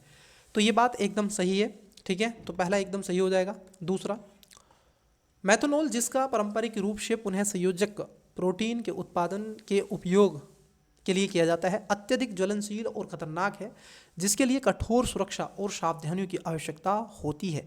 ये बात भी सही है, ठीक है, तो दूसरा भी इसमें क्या हो जाएगा, सही हो जाएगा। तीसरे में कह रहे हैं कि इस नवीन विधि का उपयोग केवल केवल केवल ठीक है, मैं बोल रहा हूँ केवल मोनोक्लोनल एंटीबॉडी के उत्पादन के लिए किया जाता है, जबकि पारंपरिक विधियों का उपयोग वैक्सीन, एंटीजन और इंसुलिन के लिए किया जाता है। देखो, इसका दोनों के लिए किया जाता है। इसमें खासतौर पर आप देखोगे पुनः संयोजक प्रोटीन के बड़े पैमाने पर उत्पादन के लिए किया जाता है, और जिसमें वैक्सीन, एंटीजन, इंसुलिन और मोनोक्लोनल एंटीबॉडीज शामिल है, ना केवल केवल मोनोक्लोनल एंटीबॉडीज, इसमें सभी शामिल हैं। तो तीसरा गलत है, किसकी वजह से, केवल की वजह से। और यहाँ पर देखो, जैसे ही तीसरा गलत है, आंसर तो आप निकाल लिए हैं। तो देखो 3 गलत है, तो आंसर बी नहीं होगा, आंसर सी नहीं होगा, आंसर डी नहीं होगा। Right answer option number A होगा, 1, 2, 4। इस नवीन विधि में प्रयुक्त होने वाला सामान्य खाद्य योजक मोनोसोडियम ग्लूटामेट MSG है, जो कि खतरनाक मेथनॉल की तुलना में अधिक सुरक्षित है, ठीक है। तो यहाँ पर आपके 1, 2, 4 हो जाएंगे। चलिए, इंग्लिश वाले बच्चे बताइएगा, माया पलट देंगे काया। अक्षय कुमार की एक मूवी थी ना उसमें, तो उसमें माया थी ना, जो हीरोइन थी उसका नाम माया ही था। बताइए, रेखा नाम है उनका। कार्बन लाइन के बारे में आपसे पूछा था, कमेंट्स करके बताना है बच्चे इसका राइट आंसर 83 का। MRI के बारे में पूछा गया है, world most popular MRI scanner के बारे में।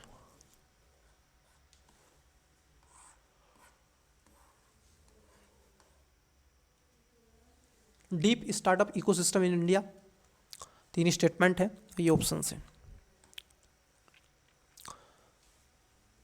Nobel method develop for mass production of recombinant protein only the noble methods is used to produce only monoclonal antibodies, while traditional methods are used for vaccine, antigen and insulin. That's it, ये wrong है, ऐसे निकाल दो answer आप इसका। चलिए next, high altitude इश्यूडो satellite, जो HAPS के बारे में पूछा है, पार्ट नंबर ए में भी इस पर क्वेश्चन आया है। HAPS एक सौर संचालित, आप देखोगे UAV, मतलब कि जो आपका क्या बोलते हैं, ड्रोन, UAV अनमैन्ड जो आपका व्हीकल होता है, जो कि सौर ऊर्जा उत्पन्न करने तथा महीनों या वर्षों सहित लंबी अवधि तक हवा में रहने में सक्षम है। HAPS मध्यमंडल में कार्य करता है तथा 50 किलोमीटर से अधिक की ऊंचाई पर उड़ान भर सकता है। उपयुक्त में से कौन सा सही है, केवल एक, बी केवल 2, सी 1 और 2 दोनों, डी ना तो 1 नहीं 2। बताइएगा 87 का करेक्ट आंसर क्या होगा। देखिए, उच्च ऊंचाई जो आपका चंद्र उपग्रह HAPS इसको कहा जाता है, यह खासतौर पर सौर ऊर्जा संचालित UAV है, जो कि सौर ऊर्जा उत्पन्न करने तथा कई महीनों तक या वर्षों सहित लंबी अवधि तक ये हवा में रहने में सक्षम होता है। पहला सही है। दूसरा गलत है कि 50 किलोमीटर, यहाँ पर एक इंडिकेटर है, ये 6 से 50 किलोमीटर तक ऊपर तक फैला हुआ है, ये ध्यान रखना, पृथ्वी से। और HAPS लगभग 18 से 20 किलोमीटर ऊंचाई पर ये उड़ता है। कब से उड़ता है, 18 से 20 किलोमीटर तक की हाइट्स पर ये उड़ता है। फैला हुआ 50 से लगभग 6 से 50, ठीक है, किलोमीटर ऊपर तक ये फैला हुआ है, ठीक है। तो यहाँ पर क्या हो जाएगा, दूसरा स्टेटमेंट गलत है, पहला स्टेटमेंट सही है। Right answer option number A हो जाएगा, क्वेश्चन नंबर ए। नेक्स्ट, निम्नलिखित में से किस पैनल ने हाल ही में रक्षा अनुसंधान और विकास मतलब कि संगठन DRDO के कामकाज के संबंध में अपनी रिपोर्ट प्रस्तुत की है। कैप्टन ब्रजेश चोटा, बी विजय राघवन, सी पार्थन सारथी सोम और डी रवि महाजन। इसका करेक्ट आंसर हो जाएगा विजय राघवन ने। देखो, अभी हाल ही में क्या हुआ है, 9 सदस्यों वाली विजय राघवन समिति ने हाल ही में रक्षा अनुसंधान जो विकास संगठन DRDO है उसके परिचालन विकासशीलता के बारे में चिंताओं को संबोधित करते हुए सरकार को एक व्यापक प्रस्तुति उसने की है, ठीक है। इनने कई जगह ऐसे जैसे अनुसंधान और विकास पर पुनः ध्यान केंद्रित करना होगा, इस बात पर सरकार को बोला है। ध्यान और विशेषज्ञता की जो सीमित करना है समिति, उसको DRDO को विभिन्न प्रकार की तकनीकों का संकलन विशेषज्ञों पर। रक्षा प्रौद्योगिकी परिषद जो DTC है उसकी भूमिका को प्रधानमंत्री को इंडिकेट करता है। एक समर्पित विभाग का निर्माण की बात की जा रही है कि इसके लिए एक विभाग भी बनाया जाए।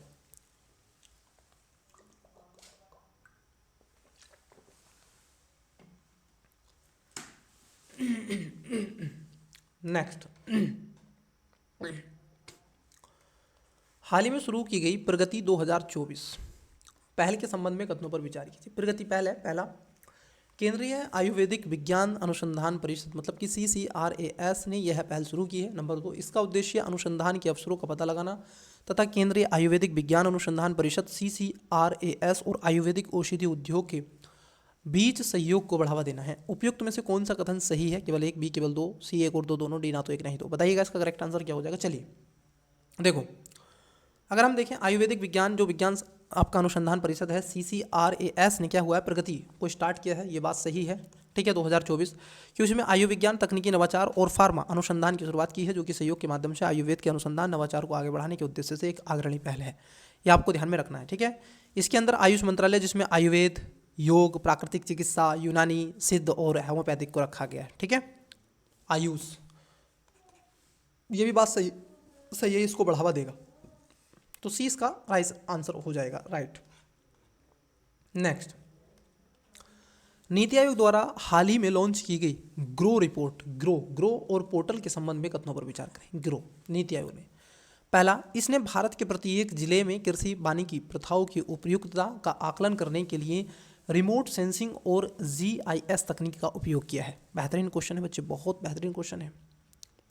दूसरे में कह रहे हैं पोर्टल की एक प्रमुख विशेषता है कि कृषि वानिकी उपयुक्तता सूचकांक मतलब कि ASI, जो कि राष्ट्रीय स्तर पर कृषि वानिकी हस्तक्षेपों को प्राथमिकता देने के लिए तैयार किया गया है, एक मानकीकृत मैट्रिक है। देखो, अगर हम पहले स्टेटमेंट को देखें, क्योंकि राष्ट्रीय भारत जो परिवर्तन संस्थान ने क्या किया है, जो आपका नीति आयोग है, उसने एक टिकाऊ प्रबंधन को बढ़ावा देने के लिए ग्रो रिपोर्ट्स को प्रस्तुत किया है, जो हरा भरा भूमि बंजर मतलब कि जो बंजर भूमि है उसको भरने का प्रयास किया जाएगा। इसमें दोनों बातें सही हैं बच्चे, ठीक है। आइए देखते हैं ऑप्शंस इसके क्या हैं। पूछा आपसे सही, तो आपको हो गए दोनों सही है, मतलब कि सी इसका करेक्ट आंसर हो जाएगा। नेक्स्ट क्वेश्चन है आपका 91 क्वेश्चन का आंसर दे। बैक्टीरिया के संबंध में निम्नलिखित कथनों पर विचार कीजिए। 3 स्टेटमेंट है। पहला, सभी बैक्टीरिया अन्य जीवों के साथ सहजीवी संबंध बनाते हैं, मतलब कि सभी बैक्टीरिया नहीं महोदय, सभी बैक्टीरिया ऐसा नहीं करते हैं, क्योंकि कुछ बैक्टीरिया होते हैं जो संबंध बनाए बिना अकेले सिंगल रहना बड़ा पसंद करते हैं, ठीक है। स्वपोषी ऐसे कुछ जीवाणु होते हैं जो सभी के साथ नहीं, अन्य जीवों के साथ सहजीवी संबंध नहीं बनाते। दूसरे में कह रहे हैं कि एस्चेरिचिया कोली का उपयोग पुनः संयोजक DNA प्रौद्योगिकी के व्यापक रूप से किया जाता है। तीसरे में कह रहे हैं बैक्टीरिया मुख्य रूप से द्विखंडित जो आपका खंडन द्वारा प्रजनन करते हैं। उपयुक्त में से कौन सा कथन सही है? केवल 1 और 2, बी केवल 3, सी 1 2 और 3, डी 1 2 और 3। बताइएगा करेक्ट आंसर क्या। देखो, पहला इसमें गलत है, क्योंकि बैक्टीरिया सभी बैक्टीरिया नहीं है, कुछ बैक्टीरिया ऐसे होते हैं जिसमें बैक्टीरिया में जो प्रोकैरियोटिक होते हैं, जिसका अर्थ होता है कि उनमें सुपरिभाषित नाभिक और झिल्ली वृद्ध कोशिकांक का अभाव होता है, उनके आनुवांशिक गोलाकार DNA न्यूक्लियोसाइड वहाँ पर होता है। कुछ बैक्टीरिया में प्लास्टिड भी पाया जाता है, छोटे अतिरिक्त DNA अणु होते हैं जो कि एंटीबायोटिक का प्रतिरोध जीन ले जा सकने में सक्षम बनाते हैं। तो ये स्वपोषी होते हैं। इसमें कुछ ऐसे जैसे साइनोबैक्टीरिया आता है, ठीक है, नाइट्रोसोमोल इसमें आ जाता है, सोनोमस, ये ऐसे होते हैं जो कि स्वपोषी होते हैं, ठीक है, स्वभोजन बनाते हैं। तो साइनोबैक्टीरिया को याद कर सकते हैं। दूसरा वाला सही है, तीसरा भी इसमें सही है, ठीक है। चलिए, तो राइट आंसर हो जाएगा option number C. Next question है आपका DNA और RNA के संदर्भ में। ये तो इसमें क्या तो पूछ रहे हैं, देखते हैं। देखिए, DNA RNA पूछा क्या है, राइट आंसर आपको बताना है इसमें। देखो, RNA की तुलना में DNA को परावैंगनी विकिरण क्या कर रहे हैं कि परावैंगनी विकिरण से क्षति पहुंचाने की अधिक संभावना होती है। DNA विकास, कार्यप्रणाली और प्रजनन के लिए आवश्यक आनुवंशिक जानकारी को रखता है, क्योंकि आपका DNA में ही तो सब कुछ छिपा हुआ होता है बच्चे, इसी में ही तो सारी चीज़ें होती हैं, ठीक है, इसी में होती हैं सारी चीज़ें बच्चे। तीसरे में कह रहे हैं RNA मुख्य रूप से प्रोटीन संश्लेषण में शामिल होता है, कभी कभी यह जीन अभिव्यक्ति को नियंत्रित भी करता है। तो डीएनए आरएनए दोनों बातें यहाँ पर सही हैं। आप देखोगे तीनों स्टेटमेंट्स ये सही पूछा है, तो सी इसका करेक्ट आंसर हो जाएगा। देखो डीएनए डीराइबो जो आपके न्यूक्लो की जो एसिड होता है, राइबो न्यूक्लिक एसिड आरएनए होता है। अगर देखें डीएनए की संरचना की बात कर लें, डबल स्ट्रैंड का होता है और आरएनए सिंगल का होता है। स्थिरता की बात कर लें, अधिक स्थिर और कम प्रगतिशील होता है, जबकि आरएनए होता है कम स्थिर और अधिक प्रगतिशील होता है। चीनी घटक की बात कर लें तो डी जो आपका डीऑक्सीराइबोस एक ऑक्सीजन परमाणु का अभाव के इसमें देखा जाता है। इसमें राइबोसोम का एक अतिरिक्त ऑक्सीजन परमाणु होता है, ठीक है, आरएनए में।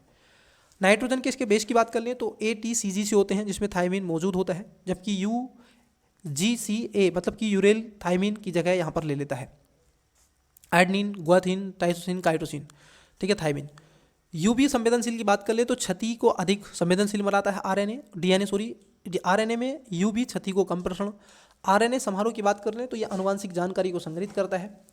डीएनए में जो आपकी जीन जो इन्फॉर्मेशन होती है वो होती है डीएनए में।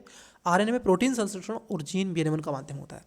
प्रकार की बात कर लें तो डीएनए केवल एक प्रकार का डीएनए है। आरएनए में 3 प्रकार के आरएनए होते हैं खासतौर पर। एक होता है आपका messenger RNA, transport RNA, regulating RNA, और एक होता है विनियामक आरएनए, ठीक है, जिसको कहते हैं यही इसको कहते हैं रेगुलेटिंग। तो जैसे आप लिखते हैं ना, जैसे mRNA लिखते हैं, tRNA, और एक आता है rRNA, आता है कि नहीं, ये होते हैं मैसेंजर, ट्रांसपोर्ट और रेगुलेशन। तो तीनों बातें यहाँ पर सही हो जाएंगी। ऑप्शन नंबर सी इसका राइट आंसर है। नेक्स्ट बेहतरीन क्वेश्चन है जीन कोशिका। कोशिका जीव विज्ञान के संबंध में निम्नलिखित तथ्यों पर विचार करें। पहला, युग्मजन टोटिपोटेसी का एक उदाहरण है। टोटिपोटेसी का एक उदाहरण है। दूसरे में कह रहे हैं भ्रूणीय स्टेम कोशिकाएं बहुलता प्लूरिपोटेंसी का एक उदाहरण है। तीसरे में कह रहे हैं प्रेरित प्लूरिपोटेंट्स स्टेम कोशिकाएं दैहिक कोशिकाओं से विकसित की जाती हैं। पूछा है कौन सा सही है, केवल 1, B 2 और 3, C केवल 3, D तीनों। बताइएगा इसका करेक्ट आंसर क्या। देखो पहला वाला स्टेटमेंट है, जो युग्म निषेचन के बाद में बनने वाली जो पहली कोशिका होती है उसी को टोटिपोटेंट कहते हैं। तो पहला स्टेटमेंट सही है। स्टेम कोशिकाओं की बहुमूलता जिसको प्लूरिपोटेंट्स का उदाहरण कहा जाता है, ये भी सही है। प्रेरित जो आपकी प्लूरिपोटेंट्स जो कोशिका दैहिक कोशिकाओं से विकसित होते हैं, ये भी सही है। स्टेम कोशिका जो होती है, स्टेम सेल, ठीक है, इसका सी राइट आंसर डी हो जाएगा। सॉरी, सभी इसमें सही है, पहला, दूसरा, तीसरा। चलिए इंग्लिश वाले बच्चे आइए। Attitude pseudo satellites high which of the following panel recently submitted reports, मतलब कि DRDO के द्वारा। प्रगति 24, ग्रो report and portal launched by recently NITI आयोग।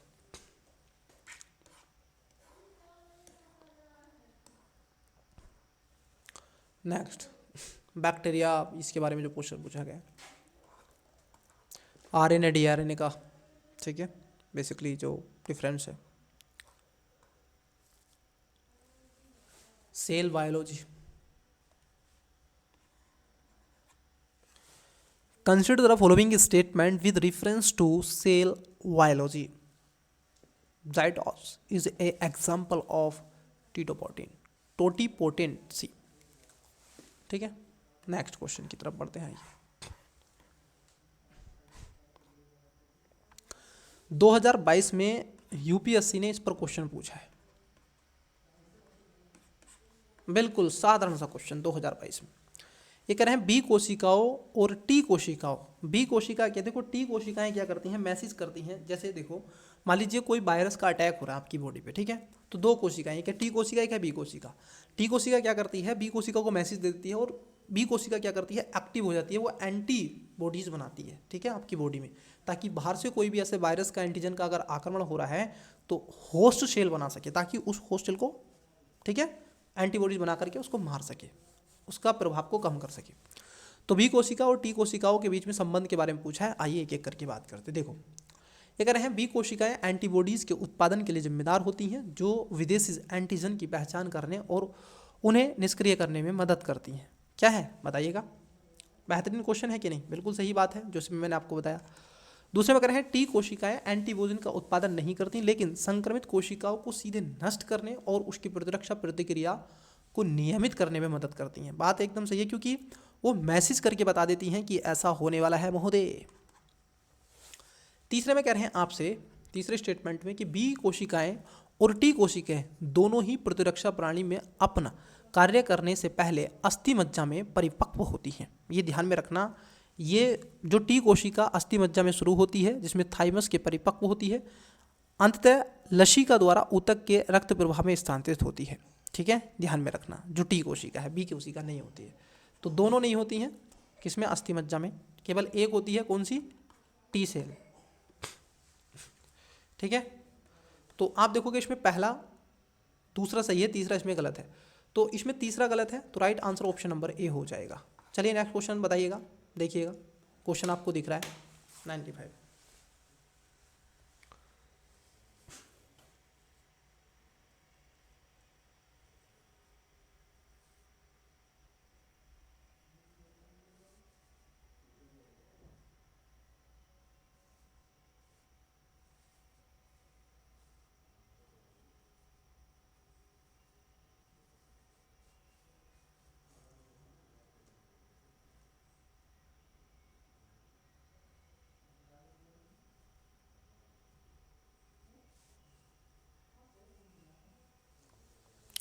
आई होप कि आपने इसका करेक्ट आंसर दिया होगा। चलिए देखिए, ये कह रहे हैं टैलन और जिंक फिगर, मतलब कि न्यूक्लियस GZNF क्या है। ठीक है,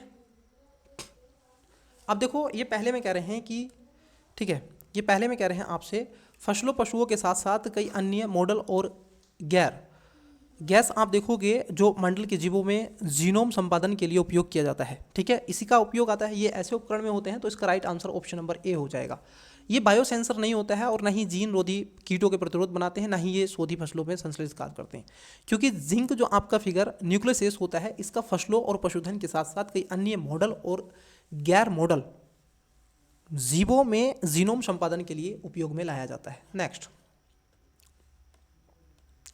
निम्नलिखित में से कौन सा कथन सफेद रक्त कोशिकाएं WBC और RBC के बारे में पूछा है। ये तो इजी सा क्वेश्चन है, इजी क्वेश्चन है कि नहीं बताओ, WBC RBC। चलिए देखिए, ये कहते हैं WBC मुख्य रूप से ऑक्सीजन परिवहन में शामिल होते हैं, जबकि RBC प्रतिरक्षा में शामिल होते हैं। गलत। दूसरे में कह रहे हैं कि WBC में ग्लोबिन, देखो हीमोग्लोबिन होता है, नहीं महोदय, यह ऑक्सीजन का परिवहन करता है, जबकि RBC में हीमोग्लोबिन नहीं होता है। WBC में नहीं होता है, RBC में होता है, ये भी गलत। सी में कह रहे हैं आपसे WBC में केंद्रक होता है और ये रक्त वाहिकाओं से बाहर निकल सकते हैं, जबकि RBC में केंद्रक नहीं होता है, ये रक्त वाहिकाओं के अंदर ही रहते हैं। ये बात सही है। किसके चोट लग जाती है, उसके ऊपर लाल ऐसे खून निकलता है रेड में, उसके ऊपर एक वाइट कलर की लेयर जम जाती है, उसी को WBC कहते हैं। आइए नेक्स्ट क्वेश्चन है आपका, वायरस हेपेटाइटिस के संबंध में पूछा गया है। हेपेटाइटिस के देखो, पहला, ग्लोबल हेपेटाइटिस रिपोर्ट्स 2024 के अनुसार भारत में हेपेटाइटिस सी की तुलना में हेपेटाइटिस बी के मामले अधिक हैं। जरा बताओ मुझे कि बी के हैं या सी के हैं, ये बात मुझे बताते हुए चलिएगा कि किसके मामले सबसे ज़्यादा हैं। ये बात एकदम सही है, तो पहला वाला एकदम सही है। ठीक है, भारत में किसके हैं, आपके बी के मामले ज़्यादा हैं। हेपेटाइटिस बी को टीकाकरण से रोका जा सकता है तथा हेपेटाइटिस सी का इलाज दवाओं से किया जा सकता है। देखो यहाँ पर जो दूसरा स्टेटमेंट है बच्चे, ये दूसरा स्टेटमेंट भी आपका सही है। ठीक है, तीसरा स्टेटमेंट यहाँ पर गलत हो जाएगा, क्योंकि ये कह रहे हैं राष्ट्रीय वायरस हेपेटाइटिस नियंत्रण कार्यक्रम ने हेपेटाइटिस बी के लिए 90% तक, हेपेटाइटिस सी के लिए 100% तक उपचार कवरेज प्रदान किया। नहीं, इन्होंने ऐसा नहीं किया है, तो तीसरा स्टेटमेंट गलत है। पूछा कितने सत्य हैं, तो आप कहोगे इसमें 2 सत्य हैं, केवल 1 और 2। नेक्स्ट बताइए, ये बहुत ही ईजी सा क्वेश्चन है। निम्नलिखित जीवों पर विचार करें। पहला यीस्ट, दूसरा म्यूकर, तीसरा पेनिसिलियम और चौथा प्लाज्मोडियम और पांचवा है सहजीवी संबंध। उपर्युक्त जीवों में से कितने जीव विशुद्ध रूप से मृतोजीवी पोषण पद्धति अपनाते हैं। जैसे ईस्ट है, ईस्ट इसमें आता है, कई ऐसे बैक्टीरियाज होते हैं जो खास तौर पर आप देखोगे मृत जीवों पर निर्भर रहते हैं। बताइएगा, करेक्ट आंसर दीजिएगा इसका। चलिए देखो, अगर हम देखें इसमें कौन कौन से हैं, ठीक है, इसका राइट आंसर आप मुझे कमेंट्स में बताइएगा। बहुत इजी सा क्वेश्चन है। ठीक है, चलिए देखिए, इसका राइट आंसर दीजिएगा कमेंट्स में।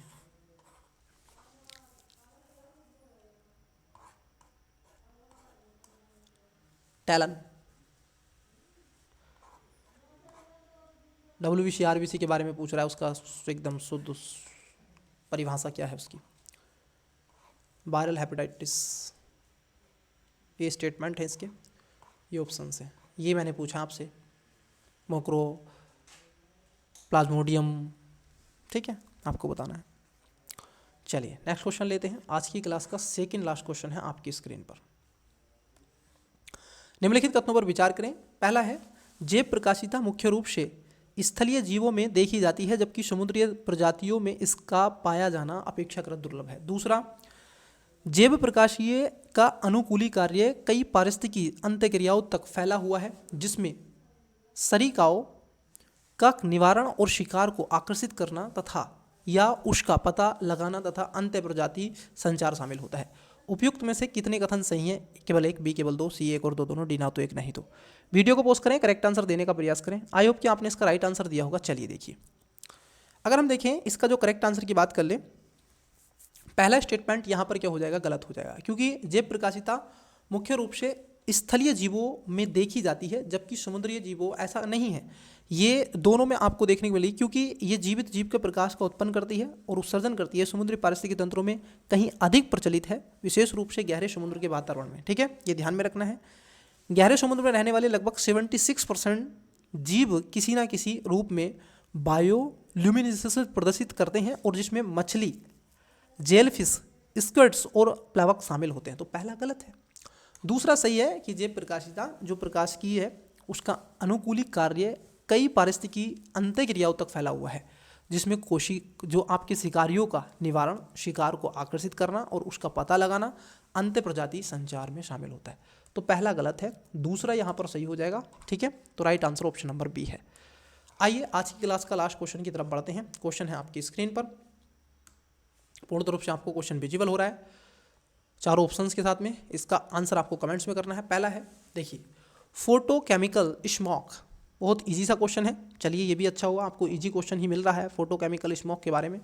ठीक है, ये भी बताइएगा इसमें कौन कौन सी गैसें होती हैं। जैसे इसे नाइट्रोजन के ऑक्साइड, कार्बन डाइऑक्साइड और ओजोन के उत्सर्जन को नियंत्रित किया जा सकता है। नंबर 2, पाइनस मतलब कि पैन आपने पढ़ा होगा, और जूनिपरस जैसे कुछ पौधों के रोपण से प्रकाश रासायनिक धुंध को नियंत्रित किया जा सकता है। उपयुक्त कथनों में से कौन सा कथन सही है? ठीक है, केवल एक, बी केवल दो, सी एक और दो दोनों, डी ना तो एक नहीं तो। आइए इंग्लिश मीडियम के बच्चों के लिए भी देखते हैं क्वेश्चन क्या है, और आज की क्लासेस में इतना ही रहने देते हैं क्योंकि आपका टेस्ट पूर्ण रूप से कंप्लीट हो ही गया है। क्या रहने देते हैं? चलिए बताइए बच्चे, क्वेश्चन नंबर 100 का करेक्ट आंसर दें। Consider following statement with reference to photochemical smoke. It can be controlled by this controlling the release of NO2, hydrocarbons and ozone. Second में कह रहे हैं plantation of sham plants like pews and juniperus control photochemical smoke. Which of the following statement given above are correct? Only one and only two. C both and one and second. D neither 1 and 2। तो प्यारे बच्चे, आज का test आप देखोगे, test number आपका जो 11 है, हमने आपसे पूर्ण रूप से कंप्लीट कर लिया है। जो आपका टेस्ट क्रमांक 11 है पूर्ण रूप से कंप्लीट हो गया है। टेस्ट नंबर जो 12 होगा, हम आपसे सीसैट के टेस्ट पर मिलेंगे। तो प्यारे बच्चे, सीसैट के टेस्ट के लिए आपको मैथ, रीजनिंग, ठीक है, इसको अच्छे से रिवीजन कर लेना है। और क्लास आपको कैसा लगा ये भी आपको कमेंट्स में बताना है। ठीक है, तो आज की क्लासेस में इतना ही रहने देते हैं। तो जब तक के लिए स्टूडेंट्स आप रिवाइज करें। ठीक है, वीडियो को जितना हो सके शेयर करें, कमेंट्स करना मत भूलें। जिसका आंसर पूछा है उसका आंसर आवश्यक रूप से बताएं। आपको कंटेंट कैसा लगता है, आपको टीचिंग स्टाइल कैसा लगता है, उसको भी आवश्यक रूप में बताएं। फीडबैक अवश्य दें। पर्सनली बात करने के लिए इंस्टा पर फॉलो कर सकते हैं। PDF के लिए टेलीग्राम को ज्वाइन करें, एजुकेशन बायर सिविल सर्विस, जिसका लिंक दोनों का डिस्क्रिप्शन में देख रखा है। मिलते हैं नेक्स्ट पार्ट में, नेक्स्ट वीडियो में। तब तक के लिए बेस्ट ऑफ लक, बाय।